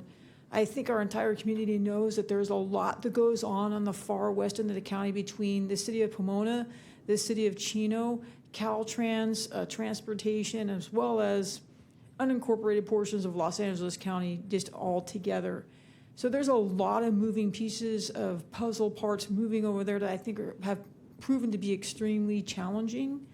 And I do believe, Councilwoman, it's time for perhaps our staff and you to have another meeting. I think it's worthy of exploring some of those industrial suggestions. I don't know if our staff has actually thought about that already with Andrew and Nick and obviously Mike and Warren. But thank you for your comments, and I look forward to our next meeting. And there's a lot of assembly in industry over there that I've heard referred to in the past as like functioning obsolete commercial. And I think to Mr. Khan's point, if we're not careful with some of those designations moving forward, we're not going to be happy with what ends up there. If we do have some control, if we do have some zoning to help us control that moving forward, I think we would all appreciate it, not just in Pomona, but in Chino Hills and all of our neighbors as well. So thank you for your comments, and I look forward to our next meeting. Andrew Wright. Any other councilman? Yeah, I know that we have ours broken up a little different, where you refer to some of it as Business Park and some of it as M1. And I think we've gone over some of it because some of these warehouses are located in locations where there's potentially going to be a school or something that's highly traveled, and a business park type business would be more beneficial for the surrounding. But what they're talking about is breaking it down even more than that what would that take for our staff to be able to do that and look at locations like that? Would that be something that is feasible? So I appreciate their comments also. I know that we've looked at, they provided a letter before, and I think all along in working with Pomona and other agencies, specifically this boundary, the difficulty is that with the definitions, and we're still going to look at them, we still have the zoning code process to go through. The difficulty with just definitions, there's other areas of the city that have the same zoning. So once you change the definition there, it affects the rest of the city unless you figure out how to work through that aspect of it. That's just the beginning of how would you analyze that. In terms of the traffic stuff, we constantly talk with Dennis and his team in terms of how that traffic work, how do you service the existing businesses, and then without having them defined as a truck route. So that plays into the zoning. And then we have for years, at least for the last, I want to say 5 years or so, since some of the new council members, maybe even a little longer, some of the new council members come on board, is that edge up there with the residential, at least on the Chino side, we specifically looked at that, and we've guided developers that along that edge, the smaller buildings, not the big buildings with a lot of truck docks, you can't face the street across with the old existing residential. So we continue to look at that and have defended the residential up there. So we agree with many of the aspects that Pomona staff agree with. We're willing to look at it. We will look at it. To what extent, I don't know yet. I don't know if it's as simple as changing our definition at this point, but I'd have to grasp, all the elements and kind of make a decision with the team to figure out what would be best, subject to bringing it back to Planning Commission. Ultimately, the council saying, you're right, guys, we should do it there. And if we define it there, how do we define it just in that location without affecting the rest? So I know that's a long-winded answer, but that's a lot of stuff that plays into making decisions like that. Well, I appreciate it. Now, I have another question. As far as, I think they said that there was 11 locations, something like that, that was that had significant impacts, but the majority of them could be mitigated through different means. Could you tell me what are the means that we're mitigating and what are the significant impacts that we're talking about? Before we move off that, Mark, can I just comment to something? Sure. So Warren, I appreciate that. I know that for every, as I would say, reaction, there's an equal and opposite reaction. I don't want to see us do something, obviously, that, because you have to admit that that area was a little different than other parts of the city with the zoning. So maybe it's also worthy of some legal opinion from Fred after we look at it, see if there's something we could do unique to that area. But thank you for your comments on that. Yes, ma'am. Okay. So yeah, going back to the potential impacts, the ones that were identified that could be mitigated to a level less than significant were 3 were for biology, so the sensitive species, riparian habitats is the second, and also wetlands. The reason with that, and then I guess I'll add this to cultural resources, we said the archaeological resources and the tribal cultural resources, those could be mitigated as well. And finally, paleontological resources. And the reasoning behind those 3 bullets is those are resources on the ground. And then what we did for the mitigation was the future projects will have to do their own environmental studies. They've got to come in and do their own bio report, their own cultural report, and their own geology report. Those are the things where they can identify those species or whatever those resources, for any of those bullets, and then come up with mitigation measures for how to address that, be it,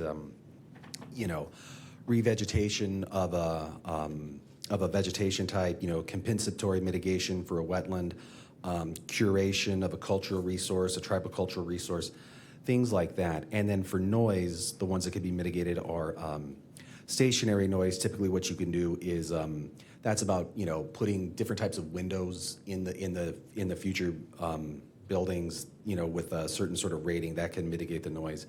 And also just construction noise, limiting construction activities to certain hours, things like that are common. So that's how we're going to mitigate the issues under that bullet list. Okay. Now the other question I have is for our staff.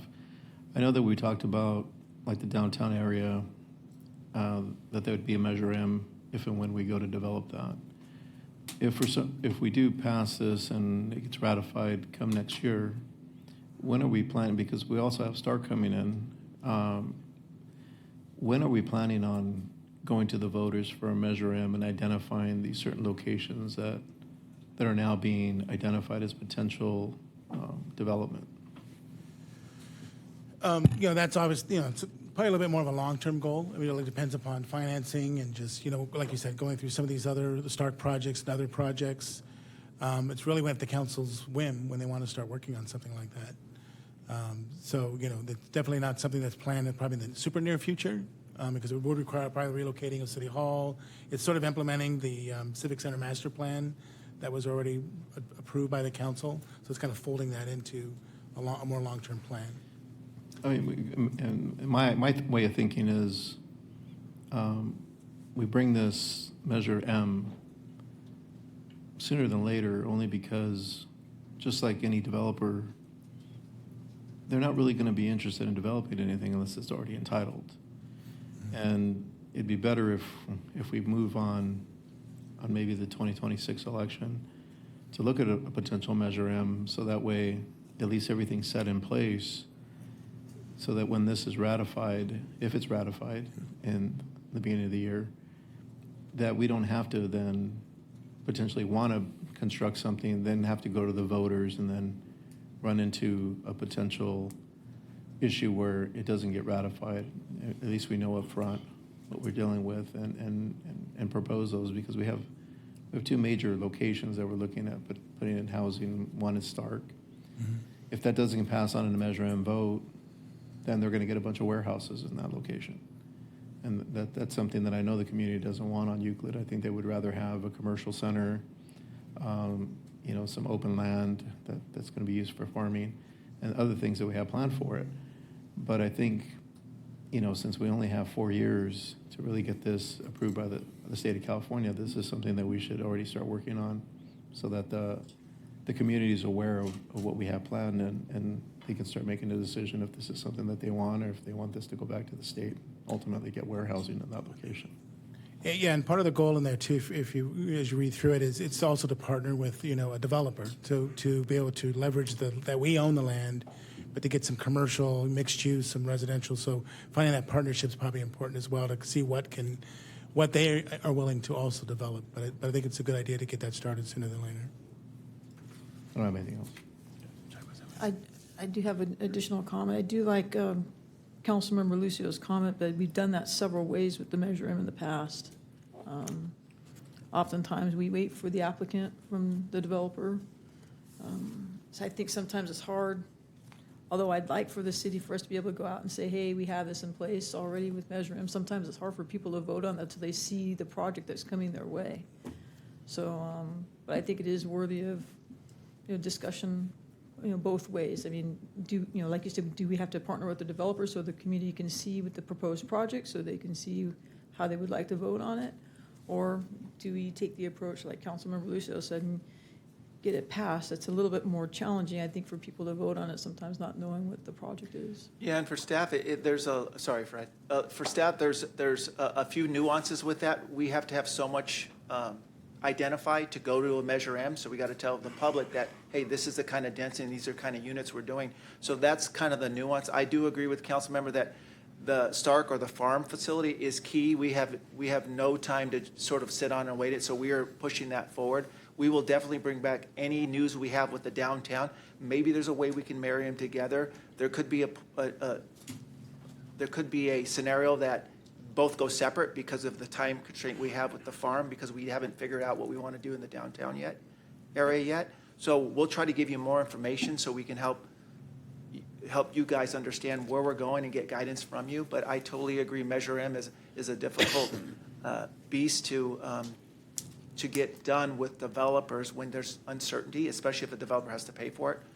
So we need to move forward and try to figure that out. But we'll get you some news or some input as we go. I think the potential for Stark to be different is different than the downtown. I think that if we have a good, master plan there, that we could take it to people and say, hey, here is the proposed concept, and hopefully get the vote that way. I think it's a little bit more challenging when you get into the new proposed zoning areas where people don't know what that's going to look like before they want to vote on it. So So I think Stark could be totally different in, to Mark's point, getting that approved, once we get it planned, a master plan for it. Chris? Yeah, Tuata, thank you for coming out. Thank you for your comments and for your kind words to our staff. Councilwoman Gonzalez, likewise, thank you for your comments. Garcia, excuse me. Nora Garcia, thank you for your comments. But to our staff, my question is, one issue that was brought up was this truck route issue and these trucks exiting Reservoir and driving into Chino business. Can you kind of elaborate on that? That kind of went over my head. And is it true that truck drivers can get, there can be enforcement on these truck drivers who are coming into the city of Chino, but using, I guess, Pomona streets? Councilmember, do you mind if I forward that to the experts out Sounds there good. that could help answer that Thank you. question? In the meantime, just from an enforcement standpoint, to the extent any trucks are using routes that are not designated as truck routes, whether it's in Pomona, Chino, et cetera, they would be subject to citation. I think that was the general point. Reservoir is not a truck route, is that correct? I don't know. Thank you for the question, Councilmember. Yes, in Chino, Reservoir is a truck route. I didn't refresh myself on the truck routes in Pomona. We have studied those as part of the general plan update. I might be speaking out of turn, but I thought Reservoir is a truck route in Pomona. I could be mistaken. The concern is there's only so many access points from freeways into Chino, and to do so, to get the trucks onto these regional roadways from the ports, further east, wherever they tend to go, to conduct their business here, whether they're, delivering goods to assemble in a manufacturing plant or whether they're part of a logistics supply chain. Certainly the economy that the industrial industry has had now makes it difficult for us to sort of guess how all this works. So our access points in Chino are limited, and so especially along the 60 freeway, technically in the city of Chino, for our industrial to the south along the Riverside corridor, for example, in Edison corridor, not Riverside, Edison corridor, we have no direct route from the 60 freeway to those. So we have to rely on major streets like Riverside, Reservoir, Ramona south of Riverside takes you down into the Schaefer and Edison areas. Otherwise, the only major points of access we have are Euclid or the 71 freeway. And so that becomes a challenge for us because we have that residential up and that commercial up along the 60 freeway, getting those trucks off of the 60 freeway where a lot of them are just traveling east and west, and getting those into our industrial areas has been a challenge that I myself could speak to, as I'm sure our police department can speak to. I'm sure you've heard the concerns that we've had. Trucks on Mountain, trucks on Central, trucks on Chino Avenue even. It just becomes so difficult. So we did have to be very choosy about where those trucks are allowed. We certainly want to minimize those impacts to sensitive uses because we do understand the comment that the council member from Pomona wrote about the vibration and the noise. That's a common concern we hear here in Chino as well, especially along streets that are designated truck routes adjacent to residential, which we still have in Chino. So it's a challenging thing to make sure the businesses can thrive, that industrial economy stays strong, and to do so while still limiting those impacts to those sensitive uses. So it's just a hard thing to really balance. So Dennis, is there a possibility we could work with Pomona about designating trucks in off a Reservoir and switching it to Gary? Because if they come off at Gary, there's natural barriers between the 71 and the flood control and Caltrans there. I mean, it seems like more impactful. The councilwoman is stating no, because I don't know why, but maybe that's a discussion I don't understand. That if they came southbound from there, that there's not as much impact to the residences there. But you're right, and one way or the other, they have to come from somewhere. I don't know if we've ever explored that. We certainly are open to discussing this with Pomona because we certainly realize it's a challenging issue that requires I was a lot of. just wondering, because it seems like there's just some natural barriers to the noise when they come off it. I don't know if Mr. Khan agrees with that or not, to the trucks coming southbound and then coming, westbound on Riverside Drive that are different. But Yeah, I do know that that connection from Riverside Drive to Reservoir does end up becoming one that does get quite frequent use by our commercial industries. Okay, thank you, Dennis. Any other comments? No? Okay, I'd like to entertain a motion on item number 14.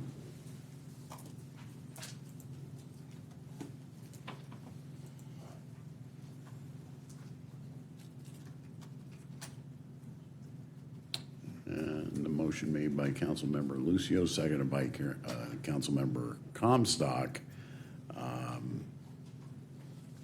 Can we have the city attorney read the ordinance, please? Yes, thank you, Mayor Pro Tem. The City Council is considering, amongst the various action items this evening, the adoption of an ordinance, and I will read the title of the ordinance. It's ordinance number 2025-006, entitled An Ordinance of the City Council of the City of Chino, California, approving zone change PL 230129, amending ordinance number 2010-06, which established the zoning map by changing the designation of the 81 properties identified therein.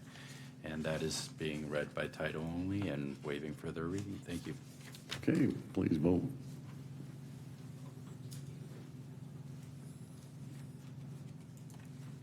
And the item passes with Mayor Ulloa absent. All right, going on to new business, item 15, option to ground lease Orange County Flood Control District property. Staff report by Warren Morellian, Director of Development Service, and Fred Galente, City Attorney. Mayor Pro Tem, members of the council. There we go. To give you a little background on the project, the Majestic Chino Heritage Project was approved by the City Council in June 2001. The project includes 2 industrial buildings that total approximately 2 million square feet in size at the southeast corner of Mountain and Bickmore Avenues. This graphic shows you the location of the project or the Heritage Project. The graphic on the top right of the slide shows you the site plan of the development, and this shows you the 2 buildings there. As part of the approved project, the applicant was also changing the land use and zoning for the project from ag and open space to industrial to allow for the industrial development. And then, as the council members know, anytime you change ag land use to allow for development, there's a ag conversion fee that the city has. That fee is $10,939 per acre for each project. So every time a developer comes in, they change the ag, they pay us this fee. It's happened several times in the city. This project, however, has a condition that allows for the city to work with OC Flood to lease some of the property. Instead of paying the ag fee, the city can lease some property, and the remainder of the property, the developer would pay the ag fee. So the city's worked with OC Flood for a long time. I want to say over a year, probably longer, in terms of really getting into the details of leasing the property. We've decided on 8 sites. As you can see on this slide, on the right, I'll just go to the right first. That's what we call the Swagger site, and that's about a 40-acre site, and that's what we can lease. And that we envision maybe a community park one day. And then over on the left, those 7 remaining parcels are around the Yorba Slaughter Adobe. So you may, or you are aware that that the county's always looking for opportunities to utilize that facility. We're actually even talking to the county. So if in fact we can utilize that facility in the future, we have properties around it that we could utilize for many different things, subject to the city's approval. Oops, went the wrong way. The agreement itself has a few key areas. So as I'd mentioned, that the properties could be leased for $1 a year. The agreement's sort of 2 agreements. It's a option agreement, and then there's the ground lease. So the option agreement is a 10-year option agreement. What that means is it allows the city up to 10 years to opt into leasing the properties. We can either lease one property, we can lease two, up to all 8 properties, depending on what the city wants, depending on when we want to use those. So that's the 10-year agreement. I want to point out that in the staff report, it's at 120 days instead of 120 months, which would have been the 10 years. So that was a typo in the staff report. I wanted to point that out.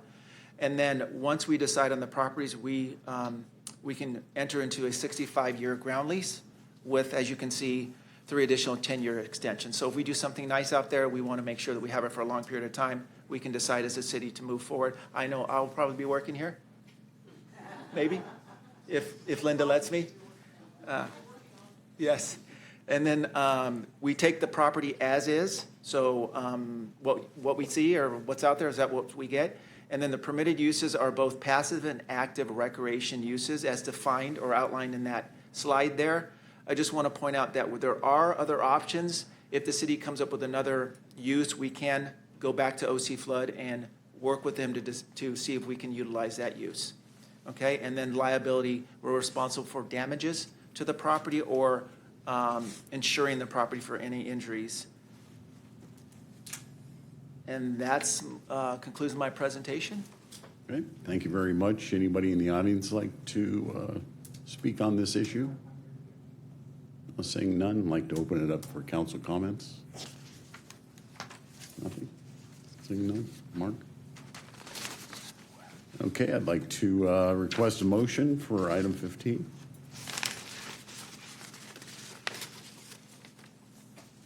Motion by Councilmember Comstock, seconded by Councilmember Flores. Please vote. And the item passes 4-0 with the mayor absent. Okay, going on to item number 16, award of contract, city-owned building restoration project at 5210 D Street.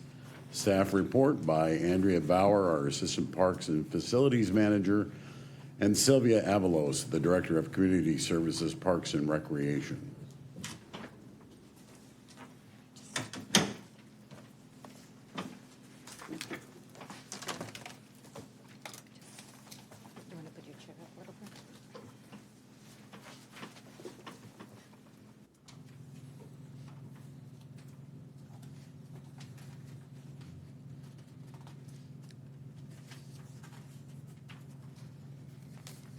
Good evening, Mayor Pro Tem and members of the City Council. Tonight, I will provide a project overview and recommendation for the city-owned building restoration project located at 5210 D Street.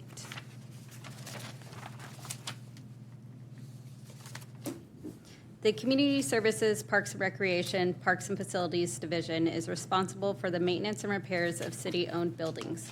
The building located at 5210 D Street is constructed of brick masonry and currently occupied by Owen's Bistro.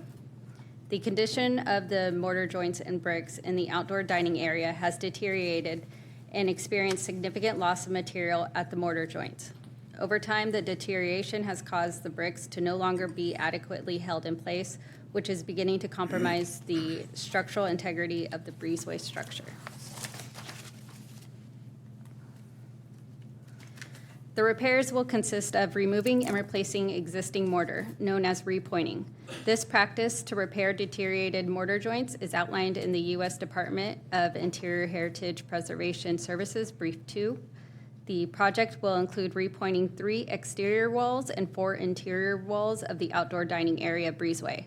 The tenant, Owen's Bistro, will remain operational during construction.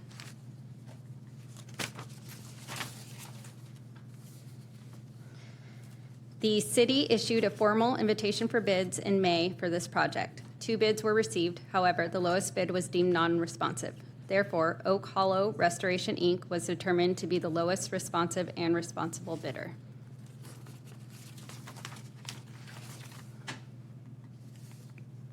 The project cost is $466,007. The 10% project contingency is $46,600. This brings the total project cost to $512,607.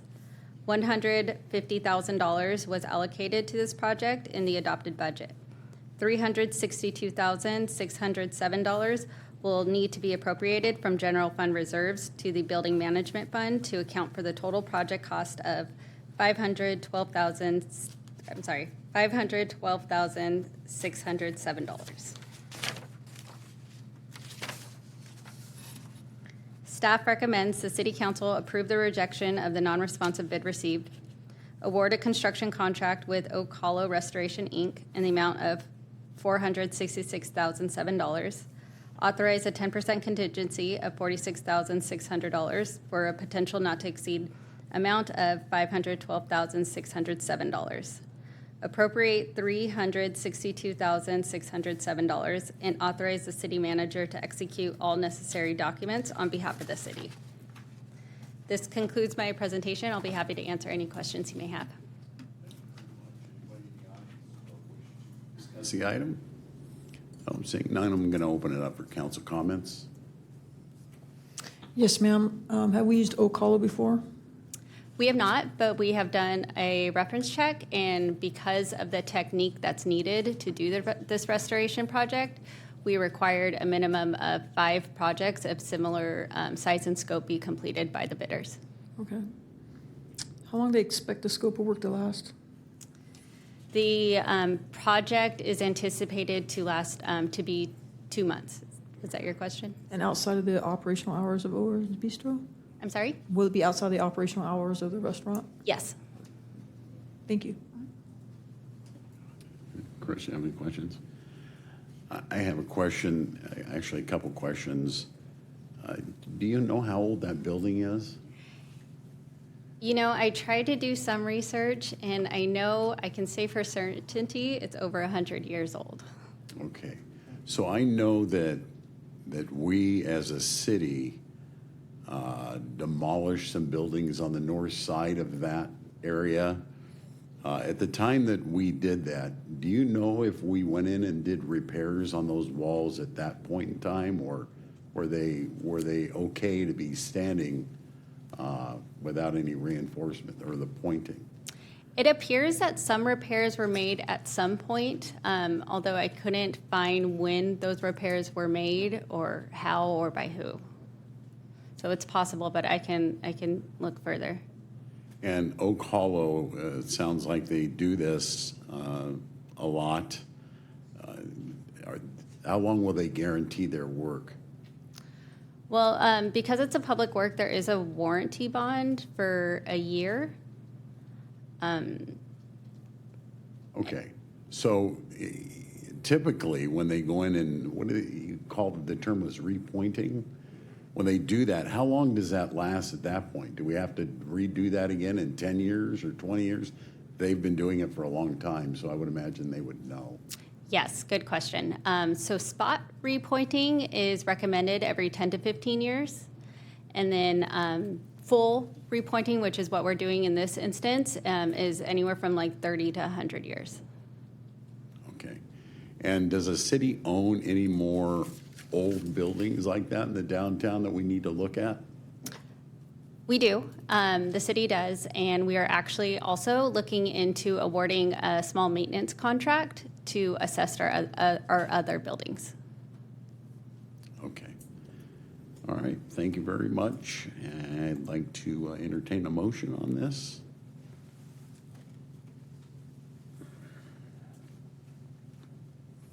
And motion made by Councilmember Flores, seconded by Councilmember Comstock. Please vote. And the item passes 4-0 with the mayor absent. Thank you very much. Item number 17, award a construction contract to R2 Build for the Well 16 upgrades project, as staff report by Natalie Avila, Associate Engineer, and Hajan Lee, the Director of Public Works.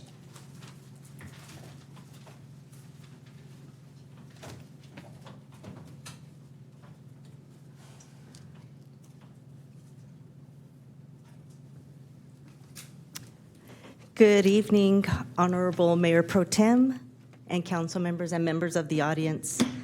Tonight, I will provide you a project overview, historical timeline of how we arrived here today, and the next steps for this particular water well. The Public Works Department is responsible for all the maintenance of the 29 square miles of water service area to serve approximately 84,000 of our customers. And as a part of the master plan project that included the reactivation of well 16, a groundwater well that has been inactive since 2019 due to impacts from contaminants and subsequent deterioration of some of the equipment. In 2021, piping to connect the well to the Eastside Water Treatment Plant Phase 3 expansion was completed. And additionally, maintenance repairs to the pump were completed earlier this calendar year. The next steps to bring the well back into active production will be a part of this project scope to repair the electrical upgrades and the necessary controls for the well. The project does involve the installation of conduit between the booster station and the groundwater well, and the electrical and controller upgrades, instrumentation through our SCADA programming, and the preventative maintenance coatings to reduce future repairs needed at the well 16, which is located directly on the water treatment plant on the south east corner.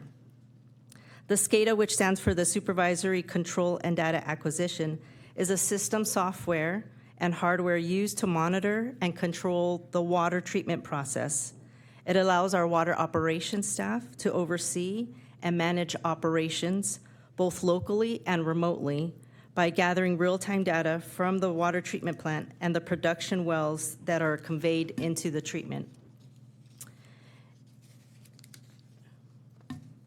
In regards to the sources of funding for this current adopted budget, we have $250,000 from the 520 Water Fund, but will require an appropriation of $974,707.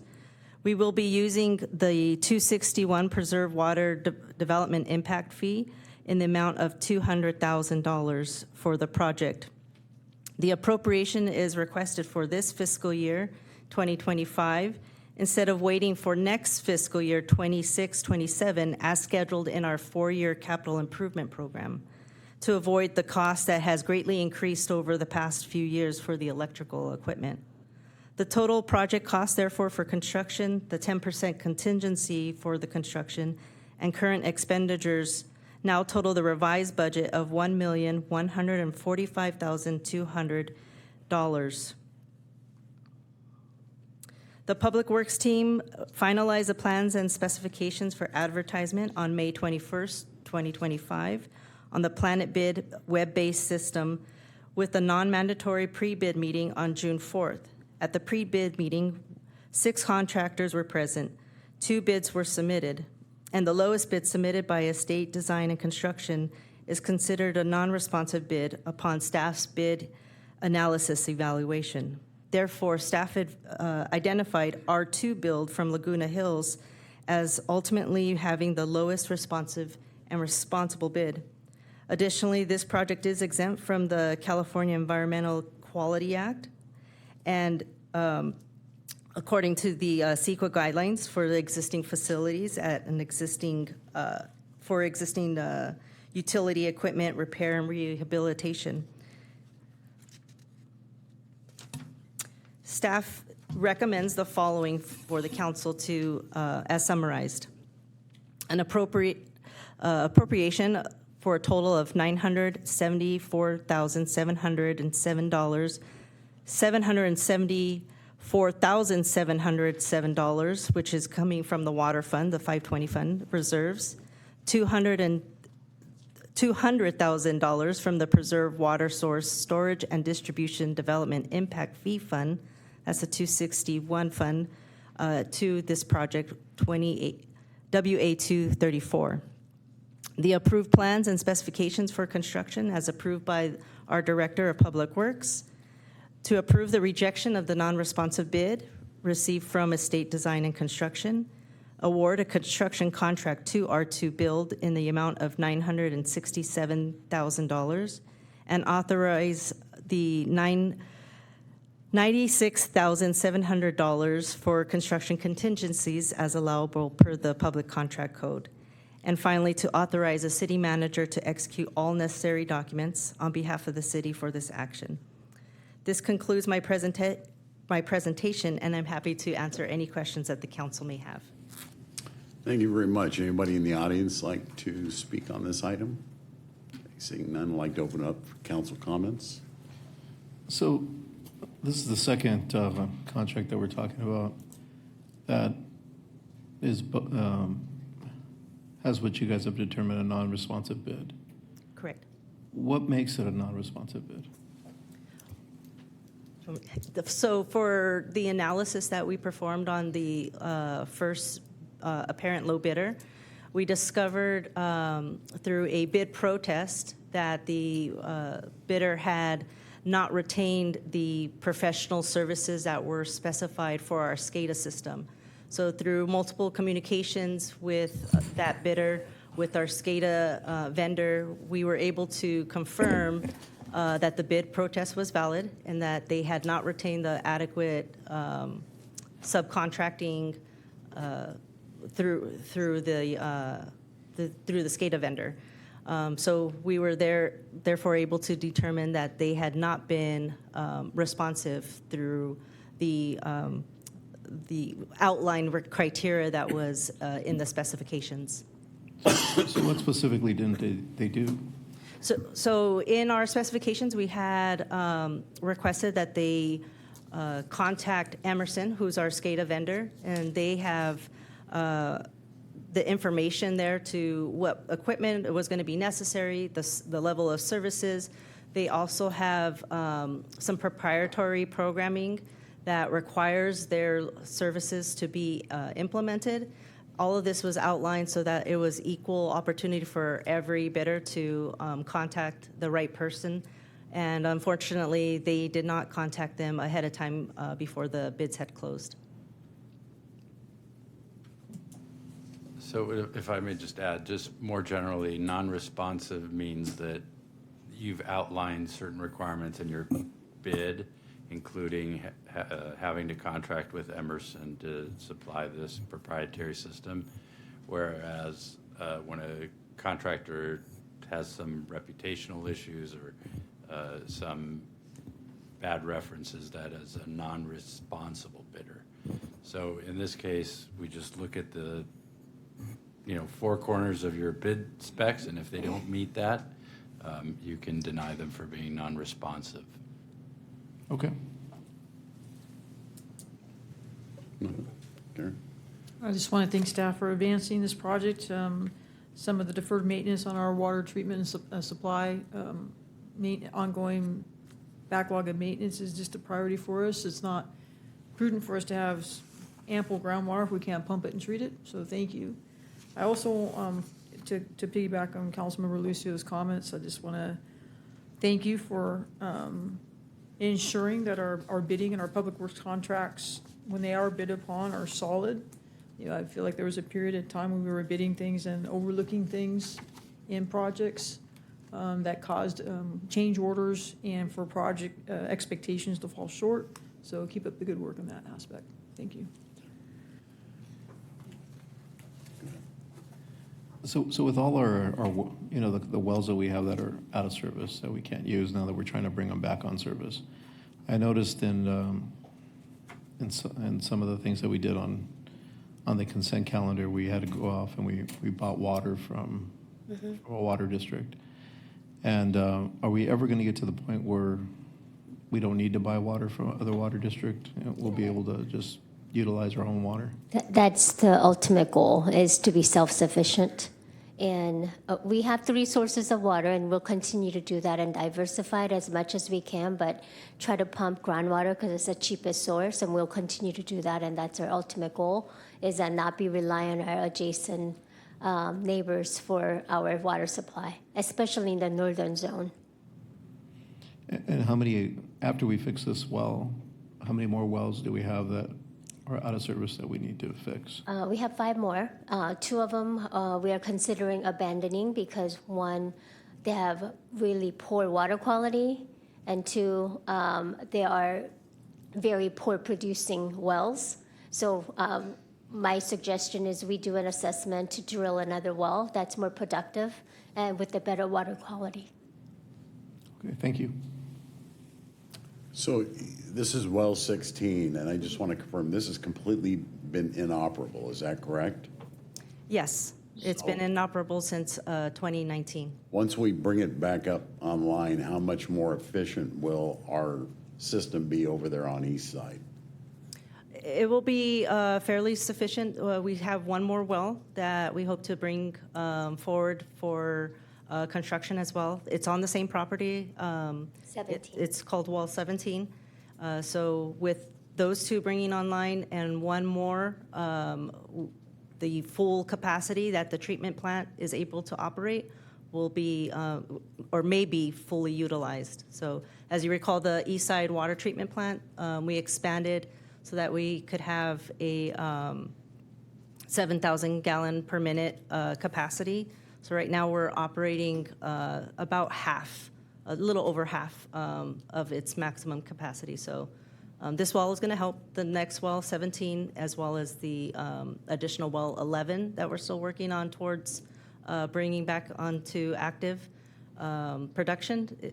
That'll help maximize our full capability there. Are you able to put that slide back up once again, the last slide with the water pipe? So I look at that piece of equipment, and it looks like somebody went to the pick-apart for water pipes to get that property and put it together. I would hope, and actually this is right now currently located at the East Side Water Facility. Is that correct? That is correct. So there are staff that are walking back and forth by that, whatever that is, looking at that every single day, looking at the condition that's in, correct? Well, in all fairness, it is at the back property. We don't technically walk through there every day, but yes, this is also going to be addressed in our project. Yeah, with respect to our staff, it's like sweeping things under a rug to hide it. I would like to see some maintenance on all of our equipment and make it look presentable, at least looking like we are out doing our job. I can probably go down to Home Depot and get a can of Rust-Oleum to help make that look a little bit better. But I don't mean to ding our staff on this, but this is a kind of thing that I look at, it kind of makes me cringe a little. We can do better. We can absolutely do I better. totally agree. And one of the messages that I'm sharing with our staff is sometimes people's perception of water quality is what they see on above ground rather than underground. So it's very, very important to me also that we keep our facilities in pristine condition, just like the water that we want to serve our customers. Exactly. Thank you very much for that. I appreciate it. Okay, so I'm looking for a motion on this item.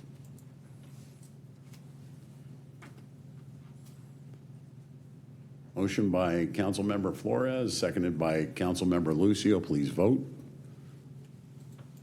The item passes with Mayor Ulloa absent. Okay, thank you very much. And now it's time for the mayor and council reports. I have item number 18, Community Support Fund.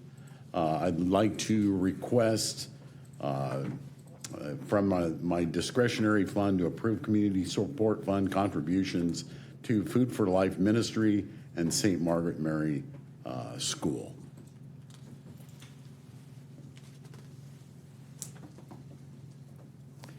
Motion by Councilmember Comstock, seconded by Councilmember Lucio. Please vote. And the item passes with Mayor Ulloa absent. And I, for the sake of just expediting this, we were dark, as everybody knows, for the month of August. The first meeting that we should have had, we had National Night Out going on, which I believe all council members were in attendance. It was an outstanding event. Lots of people from the communities out there getting involved and really wanting to listen to what's going on in their areas. Thank you very much to the police department and the fire department for participating in that as well. Another thing that I do want to mention is I would like to give a special thanks to Ontario Deputy City Manager Jordan Vilwalk. And I would like to thank him because I've got, ladies and gentlemen, I was a brand new police officer here in the city of Chino in 1986. And while I was in training, I had a traffic collision occur at Euclid and Schaefer. And my training officer had me out there taking all the measurements and documenting all the information. And when I turned in my traffic collision report, he looked at it and he kicked it back to me and said, "You misspelled Schaefer." I spelled it Schaeffer. And I said, "Sir, I just looked at the street sign up on Euclid in Schaefer, northbound, and that's what it said." He says, "Well, that's wrong. And that section of Euclid belongs to the state of California Caltrans, Highway 83. You need to write a memorandum to the state, to Caltrans, to have them come out and fix that sign." Well, this was 40 years ago. The sign has never been changed. Par for the course for the state of California on how they do business. Some things never change. So I mention this now that the city of Ontario has that section of Euclid. I mentioned it to their deputy city manager, Jordan Vilwalk. He immediately went out and got that street sign changed. So now it's correct. And I appreciate what he did. So thank you very much, Jordan, if you're watching. And with that, I'm going to pass it along to you. Thank you, Kurt. Schaefer with 2 Fs, so not 1. I just want to congratulate, no report tonight for the same reason that Mayor Pro Tem Burton has just stated because of August. I do want to congratulate Jersey Mike's and Cattle Ranch Cafe on their Business of the Month awards, plus the students from FFA at Don Lugo. What a nice recognition for them, and I know that they will make us proud at nationals as they travel to go accomplish that task and mission. Last, I'd like to express my sympathy and condolences to the entire Mark Kinsey family. I didn't work with Mark closely, but the few times that I had an opportunity to meet with him or work with him on projects, he was just an absolute gentleman and a professional. So may he rest in peace, and I want to thank his family for his long-term service to the entire Inland Empire. So that concludes my report tonight. Thank you, Kurt. Yeah, Councilmember Flores. Yeah, thank you, Mayor Pro Tem. Likewise, I'll forego most of my comments for tonight. The only thing I do want to bring up, it's something that I've been waiting for 6 years. It's finally happening on Saturday. At the Saturday night fights, tickets are sold out. Chino Police Department versus our fire district. So I hope to see you all there.